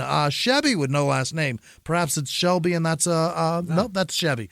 Tim Carpenter, I said that. No, I didn't. Danon Morset, Cheryl Gonsalves probably, and Celia, Fish Blood, Russell L, Nick with no last name, M and A, the letters M and A, Whitney Lee, Shelby, and Simon Johnson, Norsk Racer 98, Brett Blatnick, Brandy with no last name, Joe Gunderson, Hector Frere, Ajaka Jr., John Cloman, Morgan Luke, Max Antone, Olivia with no last name, Clayton Terry, NH Gin, perhaps it's New Hampshire Gin, I don't know, Scott Huff, Alexandra Martinez, Jackson Clayton, Illustrated Lefty, LC32, Rhonda Schuler, Emily Rakovich, Hales with no last name, Jamie Sullivan, Ashley Shambo, Zethmac 10, Jonathan, like a Jonathan, that's what that is. John-a-thon, that's a whole bunch of Johns. Stephen Arts. 26 miles of John. 24.6? What is it? 26.8? What is it? Just 26, isn't it? Isn't it? No, I think it's 26.4 maybe. Point something, yeah. Or 24.2. 26.2. There it is. Yeah, I think 13 because you see 13.1 on people's. There it is. That's right. Yeah. That's what. All right, Aileen Murphy, Mia Moffat, Carol Carlson, is Jimmy single? None of your goddamn business. Isaac Moya, Mishka Wolfie, Nathan Conklin, Paul Howard, Stephen Arts, I said that. Logan Seeger, I think I said that. Aaron McCoy, KT, the initials, Devin Childress, Jeremy Jensen, Dawn with no last name, Amanda Hall, Ebony Miles, Stone Tadlock, Maya with no last name, Kelly Sexton, Lisa Kabazi, Alice Parsons up, plural. Gary with no last name. Cat Dad Preacher, Cassie and Shauna, John Fredericks, Melissa Whetstone, Stacy Sims, Leslie Jacobs, Calvin Eberhardt, Connor with no last name. Thick Toothpick, Joni Freed, Lily Patton, Christina Garapai, Steph with no last name, Gary Massey, Steffi, nope, that's Katie, Sanford, Jax with no last name, Rubber Fetish Chem, what? Katie with no last name, June with no last name, Raquel Martin, Kizu Wolf, Laura Akumanu, Tony Farnham, Quill River, Carrie McDade, Brianna Sharp, Brandon Thomas, Charlotte with no last name, Anthony Wally, Virginia Snyder, Savante with no last name, Tyler Speakman, Janice with no last name, Brandon Crumpton, Kelsey with no last name, Barbie Wachowski, Mitchell, Mitchell Halsey. Perfect. Darian Hardy, Tyler Roth, Lil Big Cups, LOL Big Cups. I don't know. Jamie with no last name, Jenny Scheib, like Earl's kid. BR. $39.99, whole car. $99. Yolkstetter.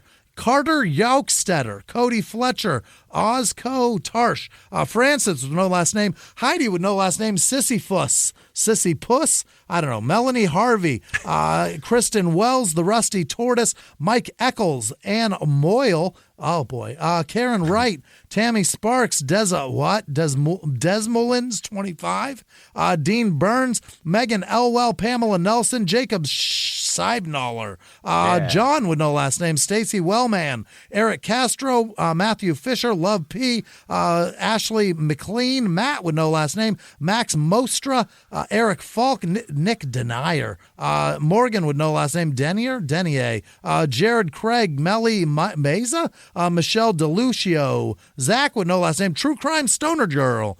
She's in Phoenix, evidently. Jennifer Scott, JT Smith, Schmidt. That's Schmidt. Mary Muncher. Jesus Christ, Mary. Oh. Okay. Elizabeth Roman. That's Sco. Lever 73. Sarah Sherlin. Rick Triplet. Elise with no last name. James Hadfield. Michael. Michelle. Mitchell. Strange? I don't know. It's Michelle, possibly. Doug Harris, Job F, Nicole Booth, Nicole Hartley, CTB, Aaron with no last name, Tiffany Coburn, Christian Gallagher, Mullen Nardi, Ryan Nickel, Victoria Jelani, Mad Maz, Victoria, no, that's Vicky with no last name, Trisha M, Sarah with no last name, Amy Conway, Margot Jackson, Gibby the Mailman, Andrea Reeves, Tiffany Beeching, Dina Wilhelm, Christina Jules, Robert Goland the third, Cam Barnett, Robert Burgess, Julia Booth, KVT Mitchum, Jordan with no last name, Katie with no last name, Rachel Peak, nope, that's Gretchen Peak, Cheesy Bloke, Chris DiMartino, Deepak with no last name, Luke Barker, Michael Mitchell, Stephanie Forks, Millette Michael, Christian Albrecht, Jacob Whitford, Jody McFarland, Jen Bartgis, Hit a Shoe, Height Shoe, Janda Roos, T-Loy Law, Brandon Conover, Jaron Becker, Chloe Money, Shenancy Moore. Wow. Ashley Shenancy. Wenzel, Shenancy, Kelly Schweeder, Alicia 1257, Carla Clark, Isabel Boyzavert, Jamie Kodrovich, Natasha J. Landon, Cornman, Austin Reed, Jen with no last name, with a G, Jeremy Warren, Natalie Brocker, Shayla Bradford, Jake, your friendly neighborhood mail carrier, Katie Alexander, Curtis with no last name, the Carrie Speechler, Speechley, Robert Phillips, Euless White, Christina Frost. I knew a kid named Euless in high school. Did you? Euless. Absolutely, yeah. Wow.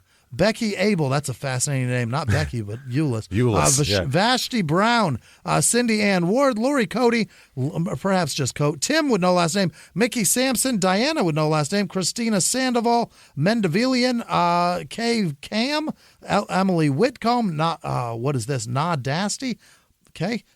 Tiffany Adams, Joshua with no last name, Nina May, Jordan with no last name, Brian Rowe, Katie Nuzahosen, Luis Castro, Megan Czak, Blind Hour Podcast, and Devin Johnson, along with all our patrons. You guys are the best. Thank you. Thank you so much, everybody, for all that you do for us. Honestly, we cannot thank you enough.